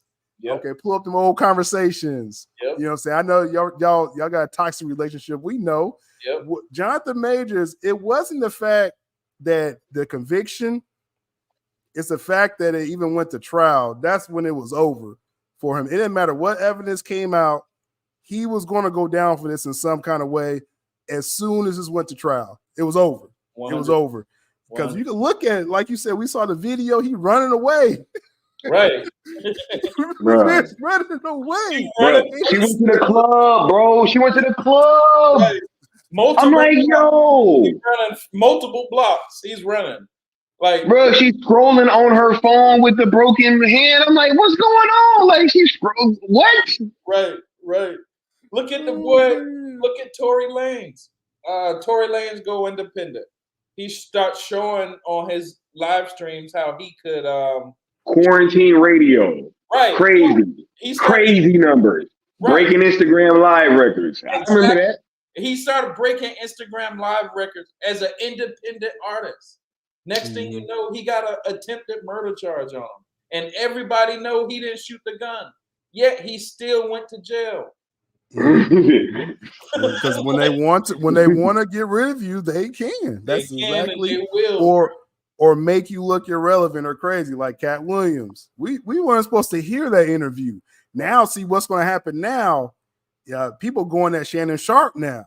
Yep. And this man, all he did was present the platform. Man, like, because this interview never was supposed to get out in public. Now it's over 30 million views. It's the second over 32. Wow. It's the second most watched podcast ever. Wow. YouTube video ever. Wow. History. The number one is Joe Rogan. He has like 50 plus million, which is some lame person was on. I don't know, but Shannon, this video was never supposed to get out. Like, that's what's crazy about this, bro. Right. Insane. I love it. And then, even Shannon is a good story too, because, they didn't think he was going to land on his feet after, Skip, the situation with him and Skip. But, it's the, at that level that Katt Williams is in, all right, Katt Williams, to even get at that level, he had to become down with that crew, right? But to get to another level, like from a millionaire to a billionaire, it's another level, or they call it degree, another earn a degree. But some people don't need to be up to Kevin Hart's level, right? Right. But look at like Kevin Hart, or let's just say Kevin Hart. Kevin Hart is almost a billionaire, but what is he really doing for our community? Like nothing. Bro, this is crazy. When you like peel back the onion on it, it's like, bro, like what? How did you remember the question you always asked in that last Watchmen chat, Peely? You was like what? Where does this dude come from? Like, how did he get here? Who is this? You know what I mean? You think about that with Kevin Hart, like what Katt Williams was saying. Like, this dude does not have a background of someone who should be a near billionaire face of comedy. Correct. insane, bro. To be a billionaire, you're gonna be like, you know what I mean? That's a lot of fucking money, bro. Like, what are you doing? Who is this? Dude, Who is this? look, man, bruh. What's so sad is too, man, like it's so crazy because I went back and I watched that interview where he accused Katt Williams of being on drugs. And it just don't hit the same. It don't hit the same, right? Like it literally said, look, and this is how I would have put it, right? This would literally be like somebody doing an interview and they talking shit about me and they saying, yeah, Sky, right? James Gunn don't rock with you because you cornered Zack Snyder at Full Circle, right? Mm-hmm. Like y'all was acting an ass. You stole a question. Y'all was bullying people. That's why James Gunn and them don't rock with you, bro. That's why, right? Because when y'all got around these people, this how y'all behaved, right? Y'all acted like animals. Y'all was running around Full Circle. You know what I'm saying? And that's totally how that shit hit me. I was like, yo. That's wild. It sounds like he's speaking for the damn studio. And I'm like, yo, it was believable. We believe that dude, bro. Ain't that crazy? We believe that dude. And it's like, and then to hear his response and to see how weak it was, it's like, bro, what about that man calling out you lying on him? Like, what's up with that? All you got is get that hate about your heart, champ, and go watch my movie on Netflix. That didn't sit too well with me, bro. Like, nah, bro. You accuse that man of being on drugs, and Katt put that challenge out there. Like, yo, why can't nobody actually have no stories of me actually doing drugs with any of these people? Like, they get to just say these things, right? But yet they would have had pictures, videos, you know, right. They would have had it. Or find somebody, find the dude who someone would have. Right. Yep. So it's crazy. Like that's how dangerous that is. That's like you said. I look at Kevin Hart in a different way because, you know, to just blatantly say like, he's straight. And I got the video on that too. He straight up said he chose drugs over, you know, becoming a star, and he went to the Breakfast Club, one of the biggest urban platforms, so as many people as possible believe that, you know, Katt Williams is crazy, he's on drugs, and that was like the end of his story right there, man. Yeah. And so now it's like Kevin Hart's nervous. That's why I said this interview never was supposed to be out there, bro. Right. Like, this is unreal, bro. Right. Unreal. And you see what he did with his response. He marketed a movie, you know, like that's what his response was. Well, that's marketing 101. I would have did the same thing. That's what it's about. Check out my channel.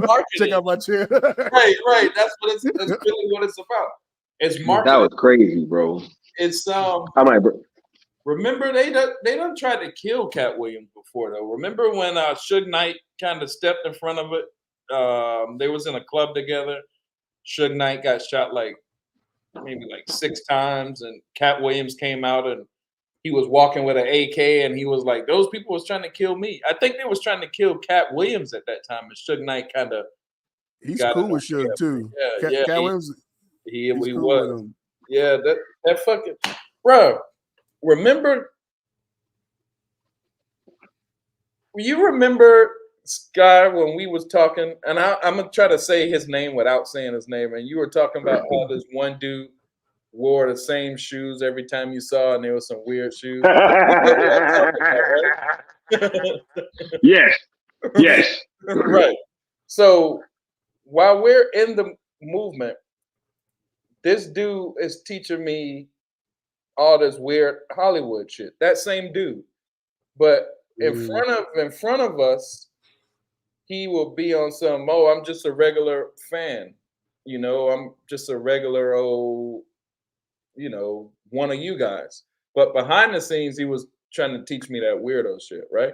So then, now that we look at it, Cedric got to be upset. Criminal OCD. All right, yeah. While we look at it, when we talk about what Katt Williams is going through, I still want to put in your mind at all times that we're going through the same shit Katt Williams is going through. You know, like all of us, the reason you didn't corner. You are all of our revenge, bro. Like when you getting to hang out with Zach, you know, got all your shit going, bro. You're on the red carpet. You're on, you know, you're doing all of this shit. This is all the shit that they prevented us from doing in the Release the Snyder Cut movie. You know, like when Meg and Nerd Queens and all them boys on, you know, SnyderCon or whatever, that should have been our job. That should have been me on that shit. You know, not to say I regret it or anything like that, but anybody is on Zack SnyderCon, it should have been me or Seal or somebody like that, right? But look at you.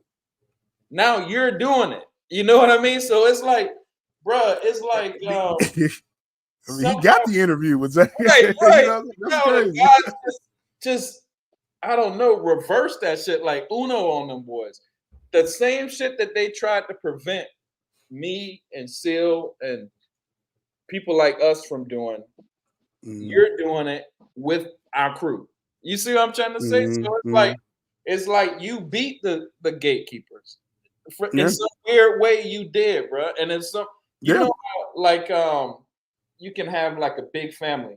The oldest boy goes through the hell and the younger brothers kind of learn from what the older brother went through. You did that, bro. You did that. You're like our little brother that kind of like, oh shit, I ain't gonna do this, I ain't gonna do that. Gatekeepers, bro. Now when this movie, you know, Zack Snyder's Justice League 2 and 3 get on Netflix, it's like you were gatekeeper proof some way. Something saved you from that shit, bro. So you're almost to the finish line, and I just want you to know the gatekeepers are still around you, but they can't fuck with you. They can't fuck with you, you know? And you're almost Netflix. So it's even worse, you know, like dude with the funny shoes and the mask, he tried to fuck with you, bro. He really did, you know? And you survived that shit. We all survived that shit. But you getting the fucking, bro, you're on the red carpet. They didn't ever want no black dude on the red carpet. You know, like they didn't want you.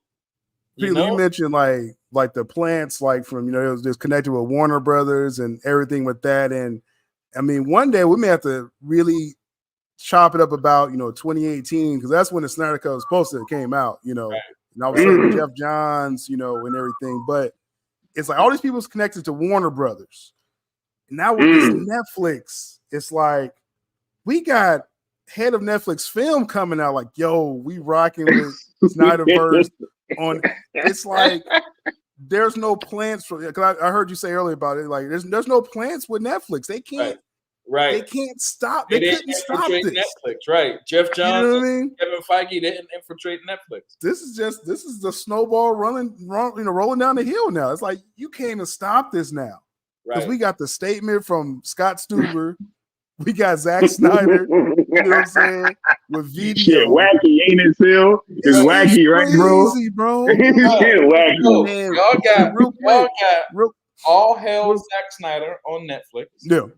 Y'all got Netflix in the world. Netflix is killing it. Y'all got red carpet.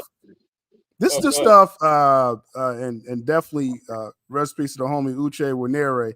He called Zack Snyder all the time, but he didn't want that so public with people.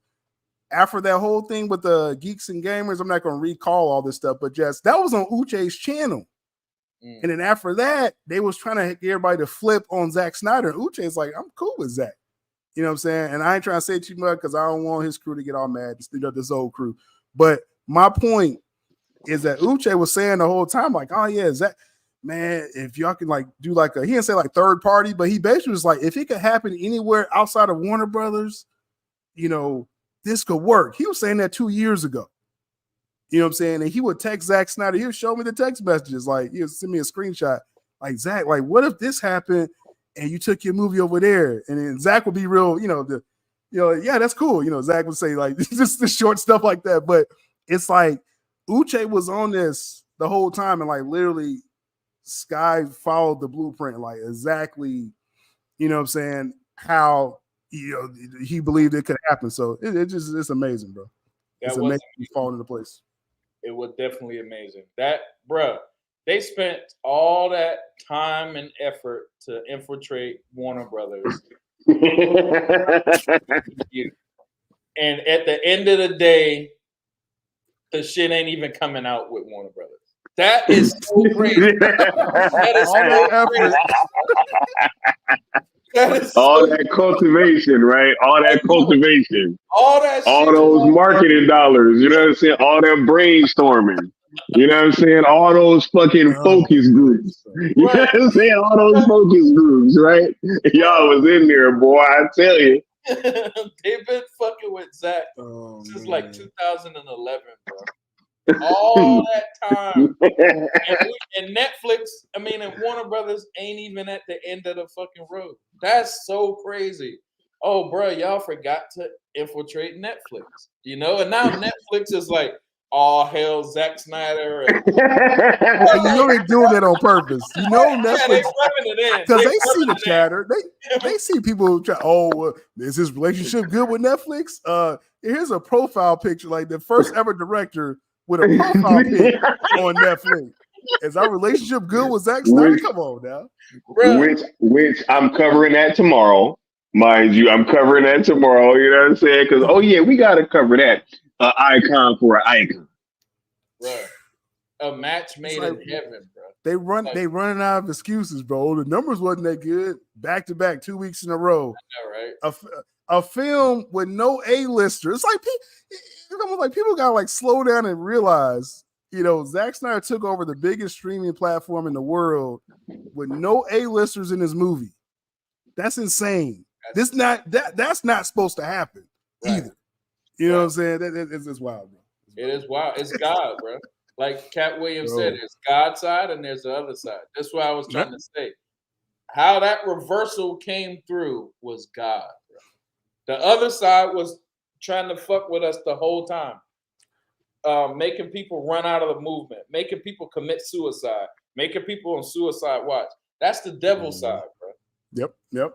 This right here, what we showing, this is God's side, bro. Because there is no way, like, bro, you wasn't in the meetings with James Gunn and, you know, none of them boys. You wasn't chilling in the meeting. When you came up with this idea, how did you come up with an idea in your head as a regular dude on a regular podcast that trumps Warner Brothers and Marvel and Disney? How did that happen, bro? That's God. Just what I'm trying to say. That's exactly what Katt Williams is talking about. There's God's side and there's, you be like, oh, this Peely's revenge. No, bro, that's just God.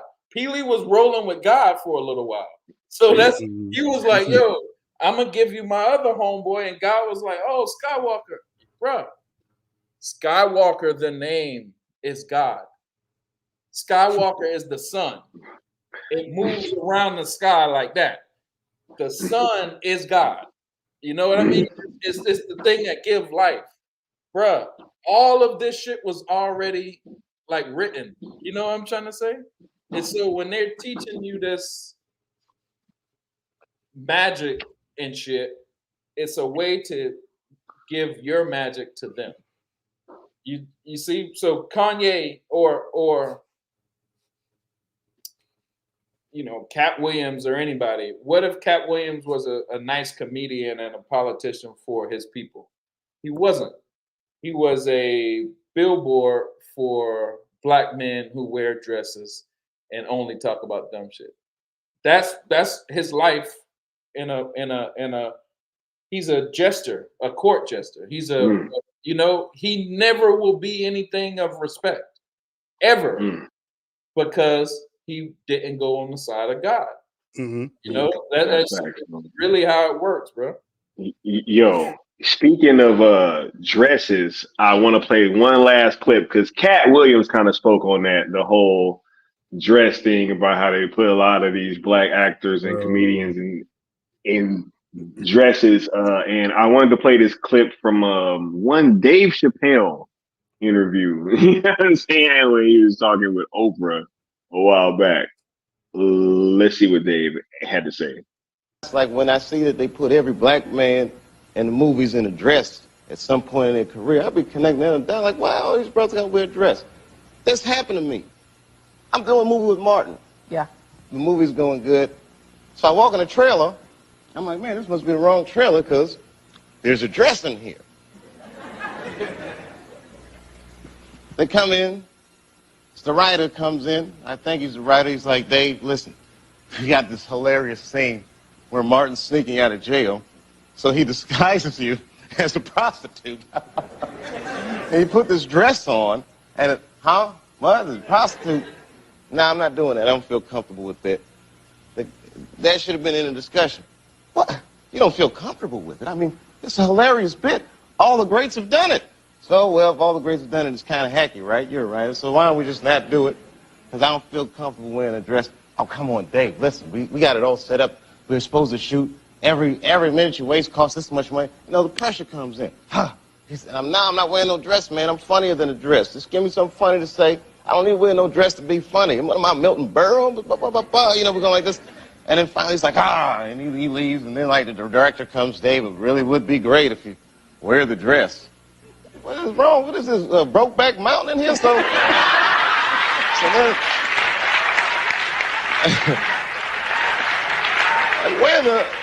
wear the dress. I don't want to wear the dress. I want to wear this dress. You know what I mean? This is, oh, gosh, this guy's so difficult. They leave. Now the producers comes, come on, David, would be so great. I mean, and then I started thinking about it. All the comics that I've seen, man, you know, strong brothers, why they be putting us in these dresses? But the minute it was clear, I was adamant, I'm not wearing a dress. I'm not wearing the dress. All right, fine. Think of something else. That comes back 10 minutes later, the whole new scene. Hot damn, how did you write the scene so fast? You know, it's like, so you gotta take a Bro. Gotta take a stand. Like they said in the chat, Oprah's one of the gatekeepers. She's putting Taraji and P. Henson through that right now. Thanks. I'm real big on body. I'm real big on body language, right? Because I majored in psychology, and you look at how Oprah, you know, when he's like, "Oh, this is Brokeback Mountain." If it was funny to her, she would have just like leaned forward and laughed. She brushed her hair. That's nervousness. You know what I mean? The whole crowd was laughing. She was just like, "Oh shit!" Like, you know, it's crazy, bro. Just and now you see, like I said, she's a gatekeeper now. It's crazy. Yeah. Yo. Two things. One, that was an iconic interview from Dave Chappelle. You know what I'm saying? And he absolutely was speaking to the same things that Katt was just talking about. But this has been a common theme, right? Like throughout history. And I know that growing up, I've had these conversations. I've always heard like my father and, you know, other like, you know, older black men kind of having these same conversations about why these things are tending to happen. So can you speak to that a bit, Peely, as to what Dave was just alluding to? All right. Yeah. So it's multiple things. It's one level is a humiliation ritual where you show your allegiance to the crew by being humiliated by the crew, and you say, "All right, I'm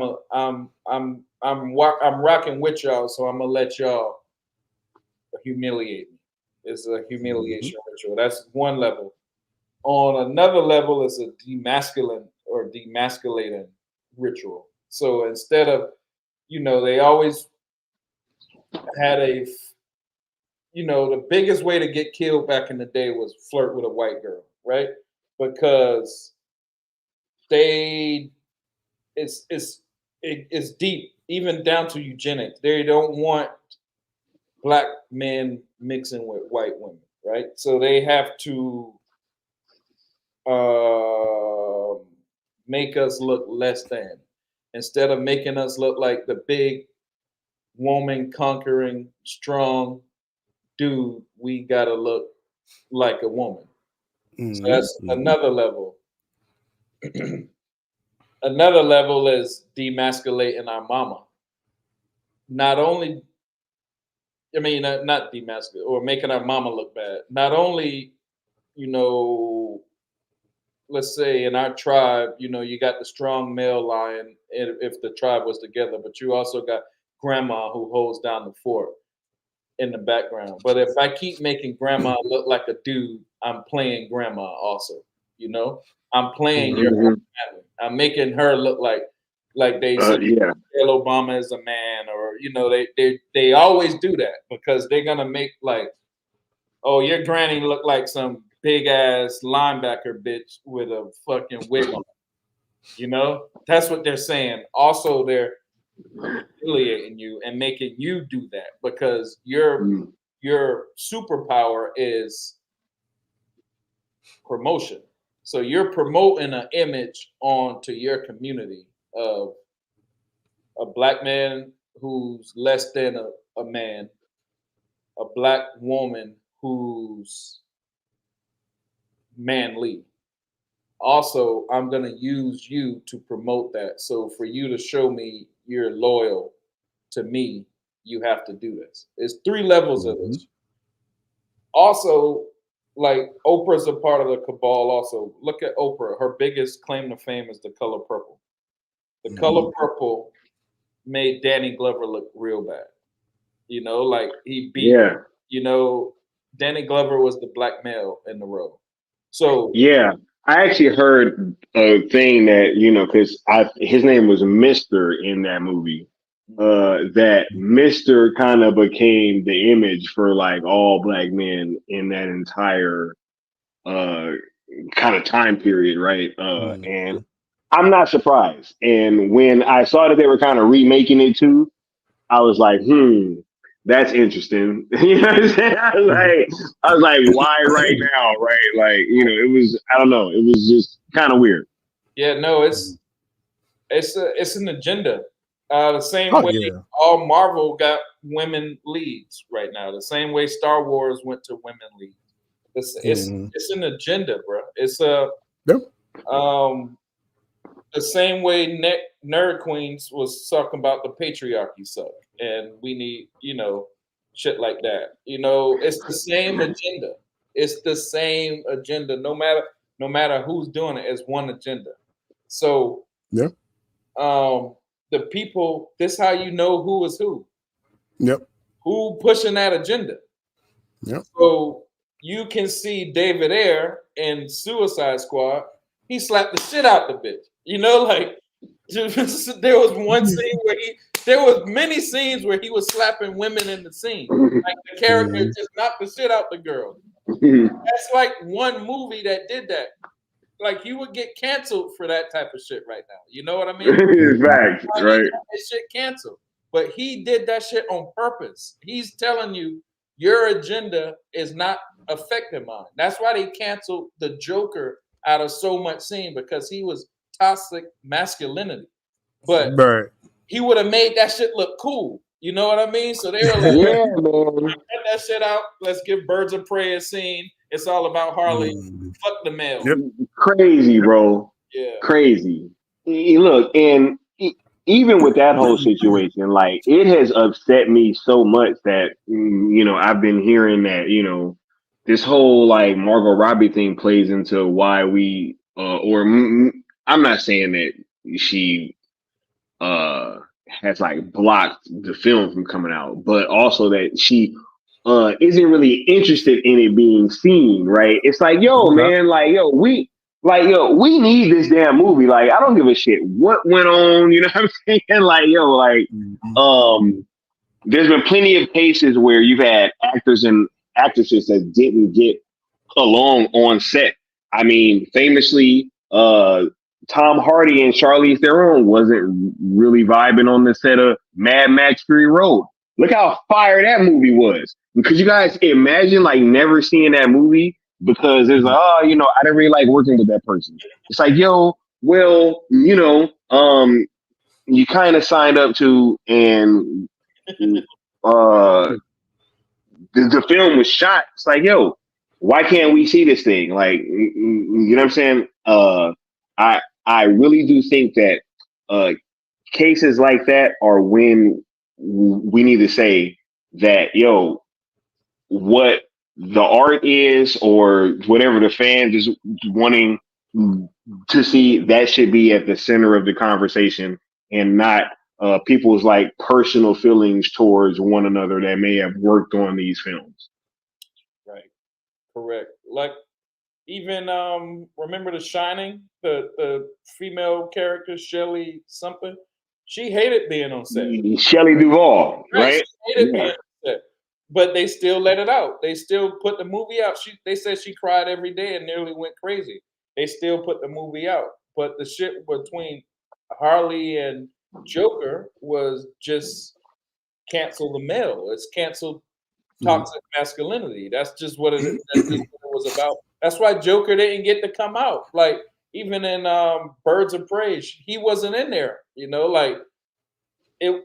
And it's about, bro. When they put us in the, she's okay with saying. Hey, that's real talk.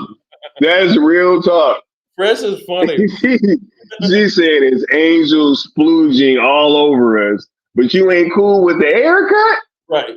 Like, what the hell is going on, yo? I don't know, man. This is weird stuff. David Ayer, he was like, yo, I'll beat a bitch. I'll you know, like, bro, you can't say that shit. You can't say that shit. Remember he said that in the fucking movie? You know? All of that, dog, look at that movie in general. All of that is like different layers of Americanism falling. That's what that movie is about. Like, that's even why the ending was on Wall Street and had the American flag falling down in the background. You know, you had the toxic white dude, Joker. You had the black dude with baby mama trouble, Will Smith. You had the white girl. You know, you had all of America's personality. You had the Mexican. You had all of us had to work together, right? And facts coming together, right? Right. One more of those themes that they seem to have a problem with. Correct. And those seem to be the films that get tampered with the most. Correct. When you really think about it, right, is when we're all coming together, all of a sudden it's like, let me kind of dabble in this and switch this up a little bit, you know? Correct. And now bro, y'all always got it. Y'all all your cell movement and y'all always get it, you know? So it's like, bro, we gotta get it. Not to say we gotta be toxic and act like we're smacking bitches or nothing, but we can't put on no fucking dress. We can't go to that extreme. You know what I mean? We can't. You know, we can't get dragged by no white girl. But not to say nothing against that. We just can't. You know, we just can't because it's just not like, bro. We seen all this shit. We see how they work. Jay-Z got a line that say, the same knife they knight you with, they'll good night you with. That's only half if they like you. You know, he's saying the same night, the same time they knight you, they can stab you in the back with that shit. That's only half if they like you. Which J album was that? I'm trying to think of a timeline. I think that's around that time. I don't know. I think. When? Or Magna Carta. I think it is Magna Carta. I think it is Magna Carta. I think it's around that time. The same knife they knight you with, they good night you with. That's only the half if they like you. But what I'm saying is, you know, we talking about they. That's who Katt Williams is talking about. He's talking about they. Yeah. They are in this, guys. Y'all are on that level of Katt Williams, and this is my whole point. They are who Zach is at odds with. They who are y'all at odds with. It's all the same system over media, over government, you know, money, media. You know, it's all the same group. It is, bro. Facts, yo. Facts. Literally. Religion. All that stuff, man. Right. All that is power. Right. It is. It's all the same group. Right.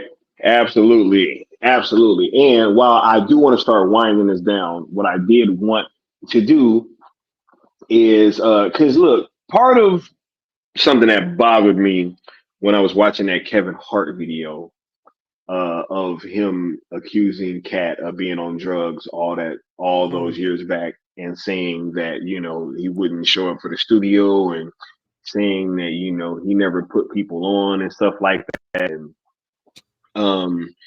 I saw a few video responses from other comedians and just some people at large, and I wanted to play a couple of those before we get on out of here, because I do want to highlight this other side. So let's see what a few people had to say about this situation. I want to tell you about the Katt Williams I know. A bunch of years ago, when I first started doing comedy full time, your boy was broke, and I got the call to open for Katt, the Liacouras Center in Philly, and it's 7,000 people. It was preparation meets opportunity. Bam, best show of my life.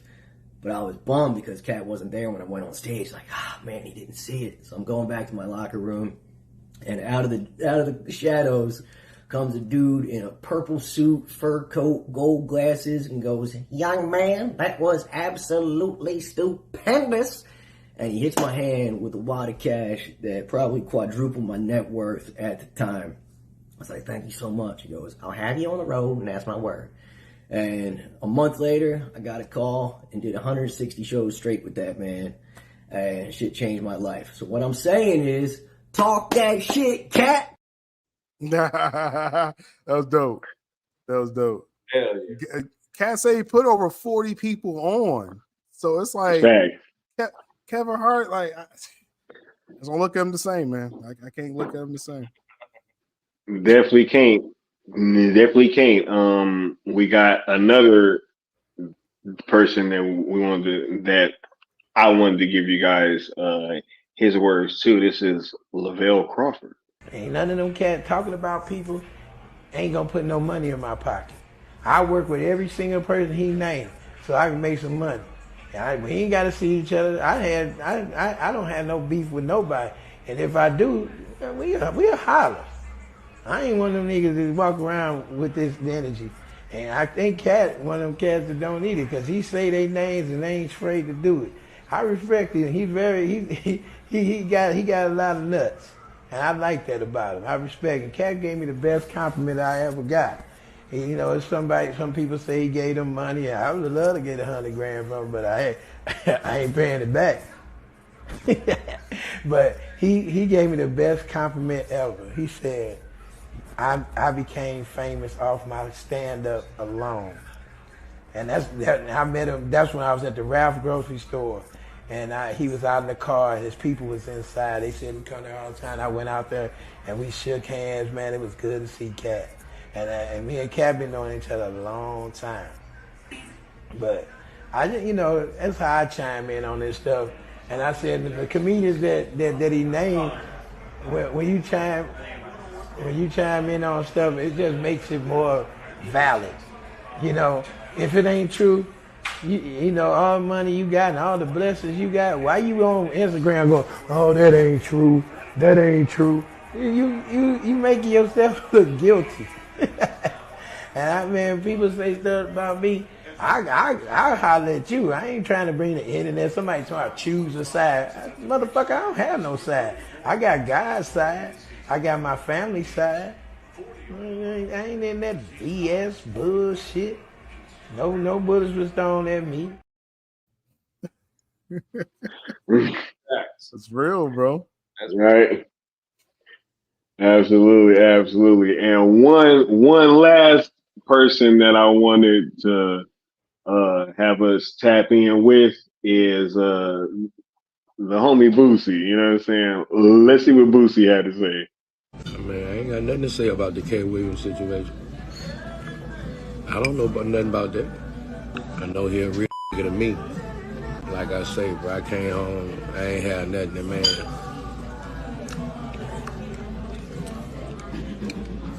Invited me to his concert.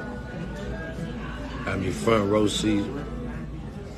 When I was leaving, gave me $15,000. That's real. Everybody else was screaming my name, all kind of celebrity.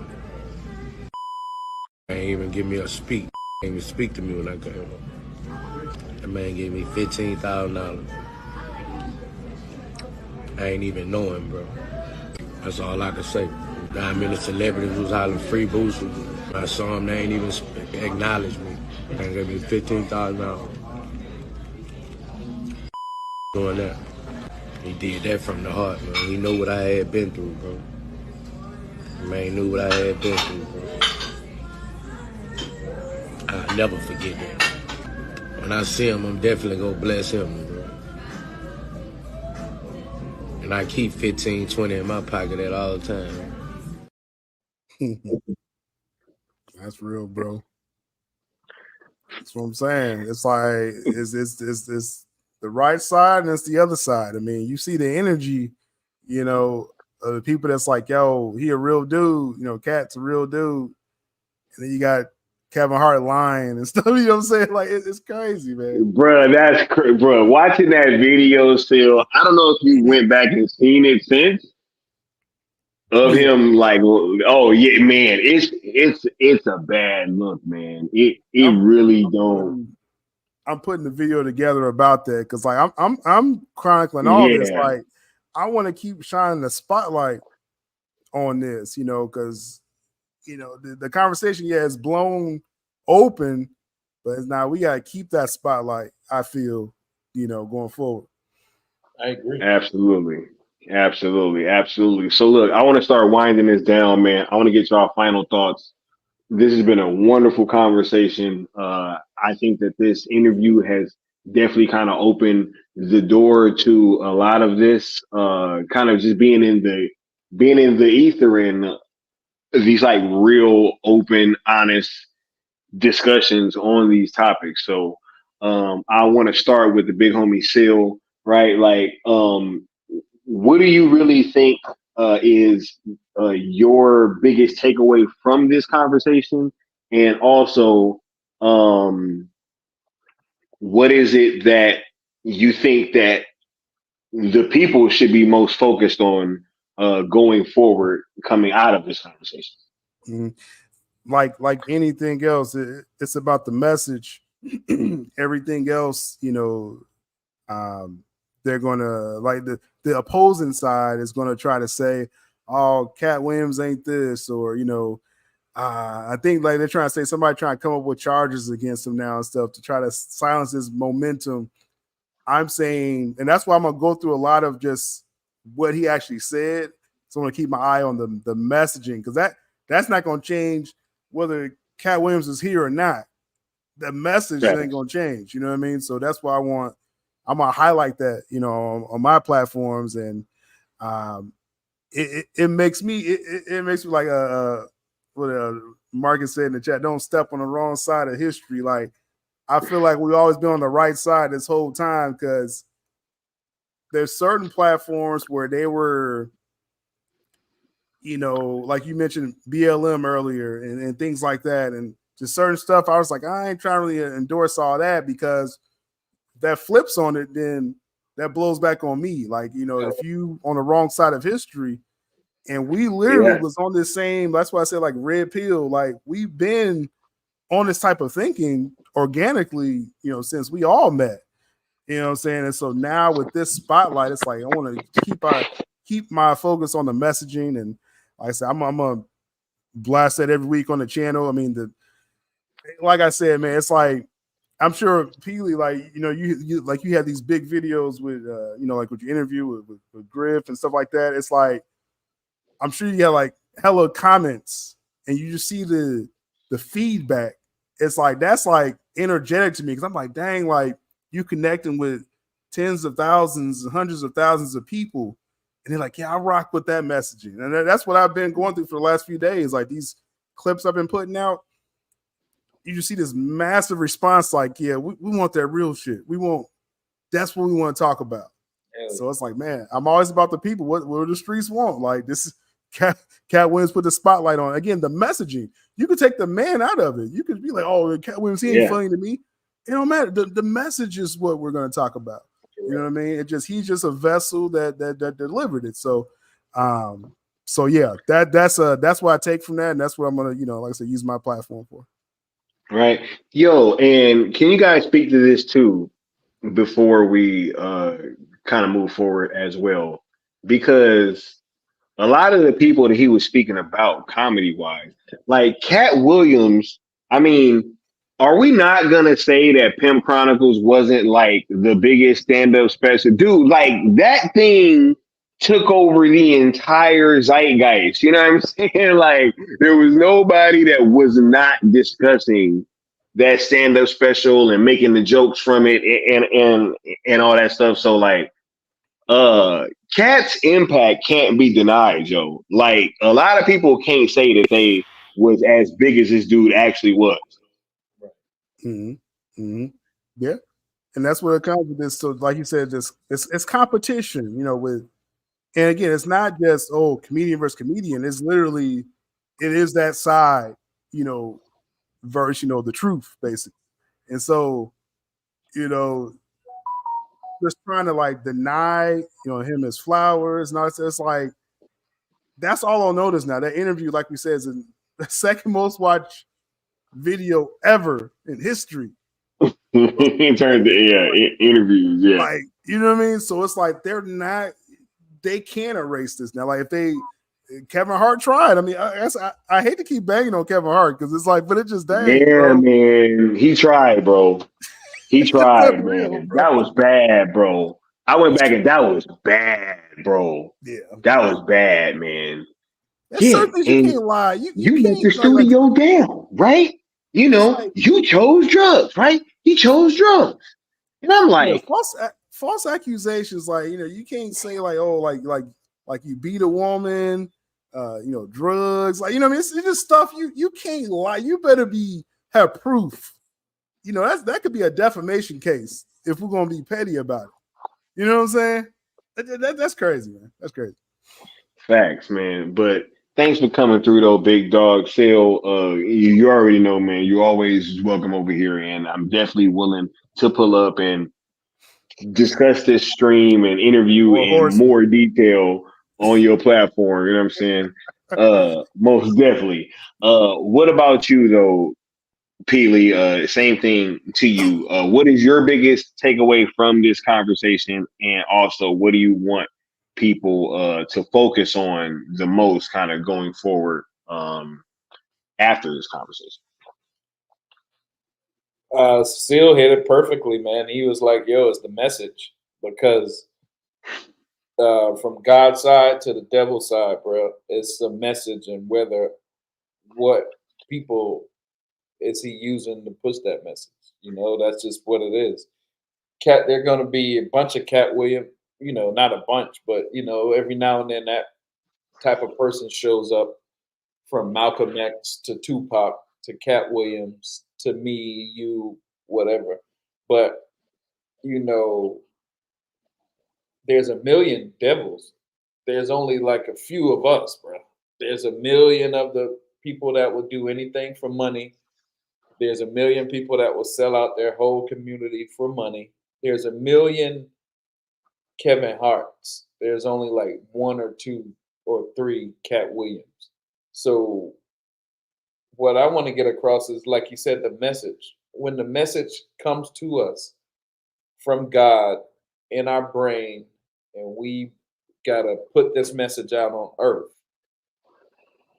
we got to know that message can't be watered down. It can't be fake. It can't be tainted. You can't put a dress on this shit, no matter what, no matter how much money they offer, because it's not about the money.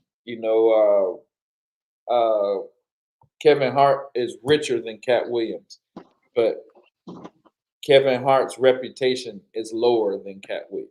You see what I'm saying? The money didn't save his reputation from a guy who just defeated you with less money, but he defeated you because all these people are praising his name, saying, "Yo, he helped me out in times I needed. He helped me out in times I needed." All these praises and shit is what money can't buy, even though he gave them money to help them out. But think about if Kevin Hart was to give out some of his billions of dollars. He could save our whole community. He could do so much work. They would be talking about him like they're talking about Katt, but he didn't do it. So now he don't get the praise. He gets shit on, and that's if you don't believe in God, this is how God works, bro. It's a message, and it just comes to people. It just comes to you, Sky. It just comes to Seal. It just comes to me. But we have to act on it because God will act on it. He gave it to us to act on it. That's why we get success. That's why we successful in the shit we do. That's why we released the Snyder Cut. That's why Cell Movement is blowing up, because you're acting in a godly way, bro. You're doing what God wants you to do. This is the encapsulation of that whole Kevin Hart conversation, that whole, whatchamacallit, Katt Williams. He said it's God's side and it's the other side. We don't play on the other side. We don't fuck with them on the other side. And nothing can't get us to fuck with them. There's no money. Where can I see the Kevin Hart? Changing my stuff. Right. I mean, I don't know. Yeah, shout out to the homie Real Talk Production. He says, where can I see the Kevin Hart video? Because that would change my stance. I love Katt and Kevin as comedians, but I haven't seen Kev's side. No, look, and it's funny. I was literally just having this conversation yesterday with the homie Stino, where I was saying, like, I actually enjoyed the first like 3 to 4 Kevin Hart stand-ups. You know what I'm saying? But yes, it is an interview where Kevin Hart went to the Breakfast Club, and it's from years back. He was on the Breakfast Club with Tiffany Haddish, and he was responding to some things because Katt Williams pretty much said that he didn't think that Tiffany Haddish was funny, right? And Kev just responded with all these allegations saying, yo, he's on drugs, and you know what I'm saying? He like wasn't showing up for the studio. He was missing all this stuff, and Katt pretty much just came out and was like, yo, that's all Katt. And it's like, dude, like, you know, and for Kevin Hart's response to be, oh, well, get that hate apart your heart, champ. What? Yeah. Bro, like, you know what I'm saying? Like, that's, and then you promote your Netflix movie. I was like, bro, you know, and I went back and I watched that video, and it definitely does not hit this. Yo, it don't hit the same at all, yo. I want to say real quick, because like, and again, I'm just speaking from my platform when I say this, but anytime I highlight anything, or, you know, as far as like pointing out how someone's moving funny and stuff like that, like in this case with Kevin Hart, it's not to make a decision for anyone else. Like I said, I rocked with all the movies Kevin Hart did with Ice Cube and all that. But it's interesting that Ice Cube, if y'all saw Ice Cube's video, he's like, I put all these people on movies, but no one called me. You would think Kevin Hart would have hit up Cube like, hey, bro, like, you know what I mean? I'm just pointing out movements. Right. You know what I'm saying? I'm not saying like, oh, you can't, you know, you shouldn't rock with Kevin Hart. I mean, he may still be hilarious to some people and stuff like that, but don't change the fact that I thought that those first few stand-ups was funny.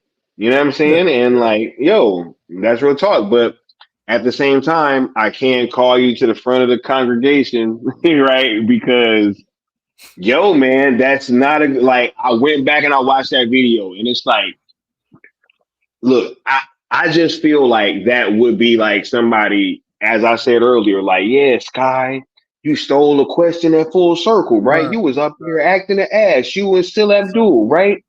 Y'all was running around bullying people, cornering Zack Snyder, stealing people drinks. You know what I'm saying? Like, yeah, right? Like, there's all kind of silly shit. And that's totally how it came off to me. And I was like, man, like, I could totally see somebody just saying that. And that's when it clicked. I was like, dude, this probably didn't happen. Like, he probably wasn't strung out on drugs. You know what I'm saying? Because there was never any evidence. There was never any like, oh, yeah, this person, you know what I'm saying? We saw Katt, you know what I'm saying? Like, you know, because we know how these videos can be in some of these situations, man. You don't know what's going on, man. The context, right? Like, so, hey, they made Dave Chappelle look crazy.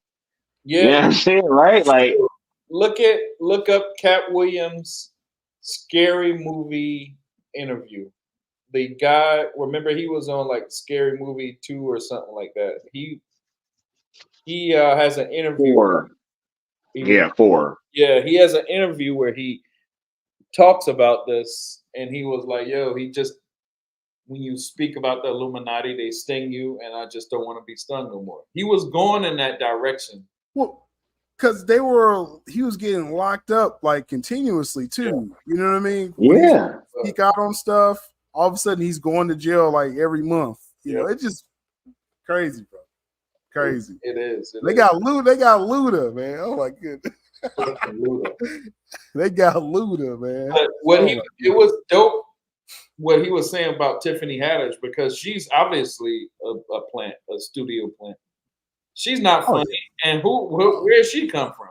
You know, like I've never laughed at nothing Tiffany Haddish. Kevin Hart put her on, right? Right, exactly. Right, yo, look, and then that part of the interview when he was talking about, yo, like y'all get mad that we keep calling y'all gatekeepers, but y'all keep clearly opening the gate for certain people to get in and then closing it for others, and he's like, why don't y'all stop operating the gate if you don't like being called gatekeepers? And one thing I'm gonna be clear, like when we do the 4 horsemen on the Still Up Do a podcast, it's not about oh, we want to be in that spot they're in. Like Katt Williams was saying, like I'm good. It's about just pointing out this, but we see what you're doing.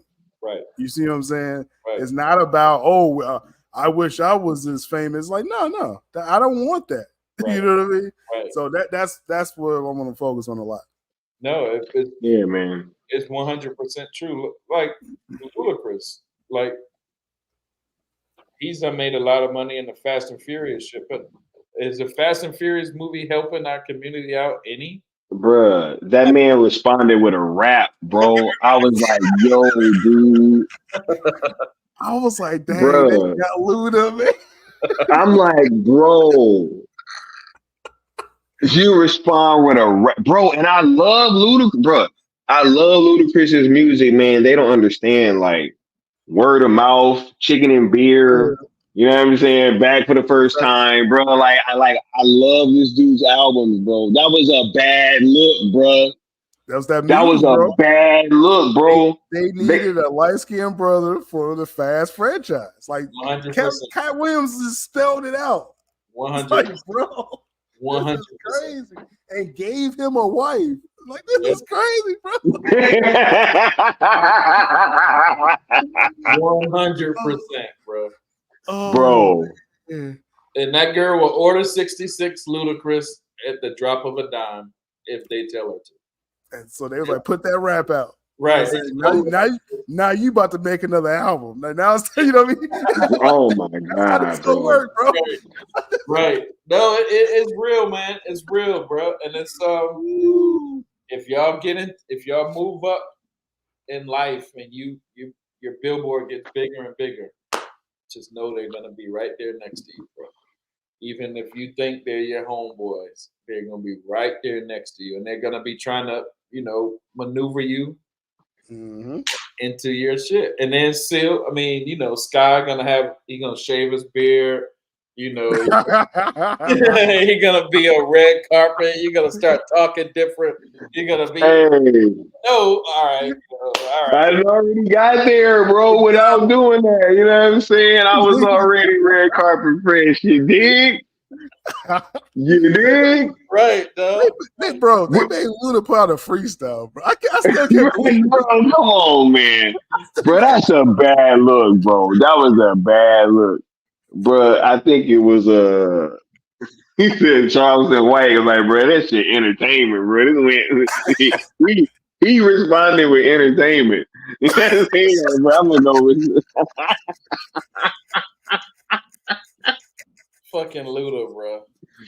Yo, I was tripping, bro. I was like, I know that, bro. When was the last time y'all heard Luda rap, bro? I know, right? Like, come on, man. Oh, get out the way. I think that's my last. Come on, man. He probably had That's this track crazy, ready bro. for this moment. He's like, somebody gonna expose me one day. I'm gonna pull this rhyme out.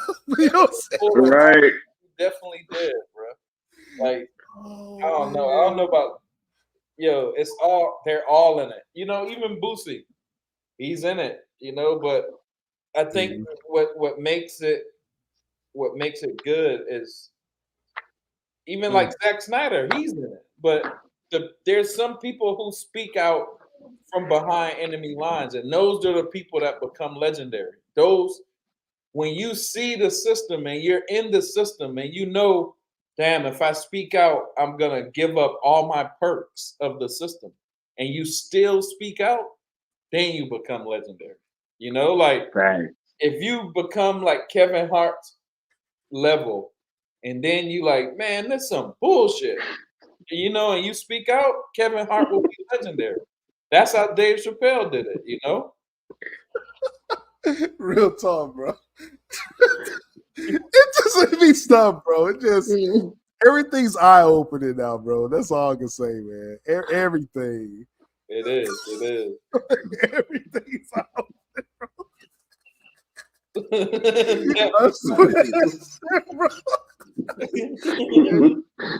Okay. Bro. I'm still tripping on Luda, man. I'm just tripping on. 6 is real. Number half. Yo, Sin be known. Sin be on. Facts. Bro. Right, yo. Real, bro. 100. Facts, bro. Hold on, let me hit the homie real talk with this drop real quick. You know what I'm saying? Real talk. You hear that, Mr. Anderson? That is the sound of inevitability.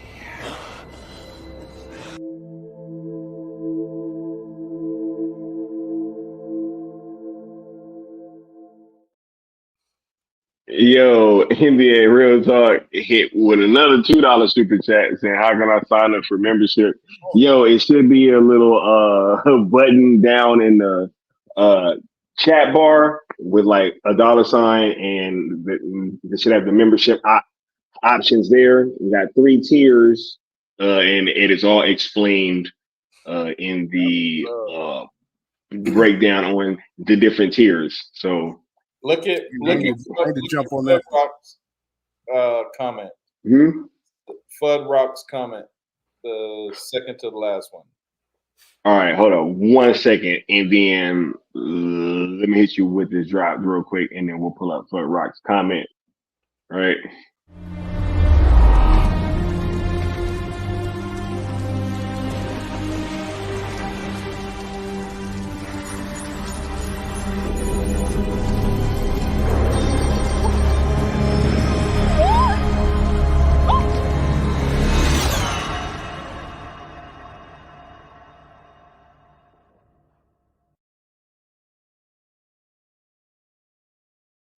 All right. Hey, is Zack Snyder the only director that got a superhero fighting the wage gap in a movie? You know what I'm saying? Like, right? Real talk. But yeah, Fudd Rock says Lucas was a Scottish Rite Freemason, but gave up the ghost in the prequels, and then he sells Star Wars. Yo, that is the comment of all comments, because when we say they are doing this is it, blah, blah, blah, we're talking about the Freemasons. That is the crew Katt Williams is talking about. So if you want anything, that is the crew that will be watching you.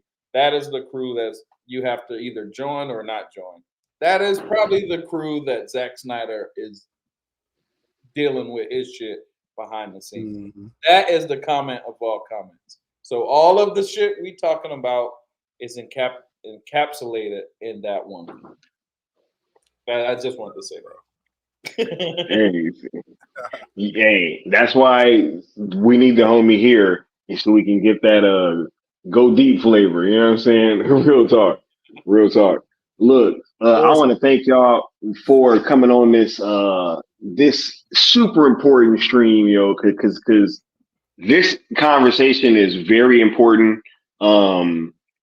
Once this thing kind of got out there and the people have kind of taken hold to it, it's been everywhere. Everybody's talking about it, and it's really a watershed moment. And I felt that it was very important that I come out here and kind of give my take on it because, like I stated earlier, I was not only kind of taken aback by what I was hearing Katt say, but also just knowing the parallels between what he was describing and what we've been going through. It was very vindicating, you know what I'm saying? And so now it's like, yo, we get to come out here and kind of point to these things and say, hey, this is what we've been talking about, right? So I think that with a moment like this, it's very important for us to be discussing these factors, right? I will be back pretty soon. Y'all already know because we see, like, I love pushing what I love, right? Like, so we gonna be back here tomorrow, you know what I'm saying? And I'm gonna be rocking out and we talking about how much love that Netflix was showing Zack Snyder, you know what I'm saying? Because like every time I turn around, it's more love being shown to the big dog, you know what I'm saying? So I'm gonna be back here tomorrow talking about that. And yo, we not shying away from none of these topics. We here to pushing these concepts that we really care about and that we really involved with.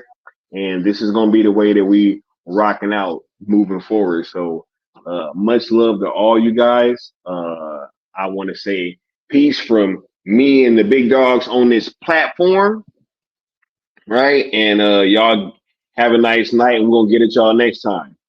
Peace.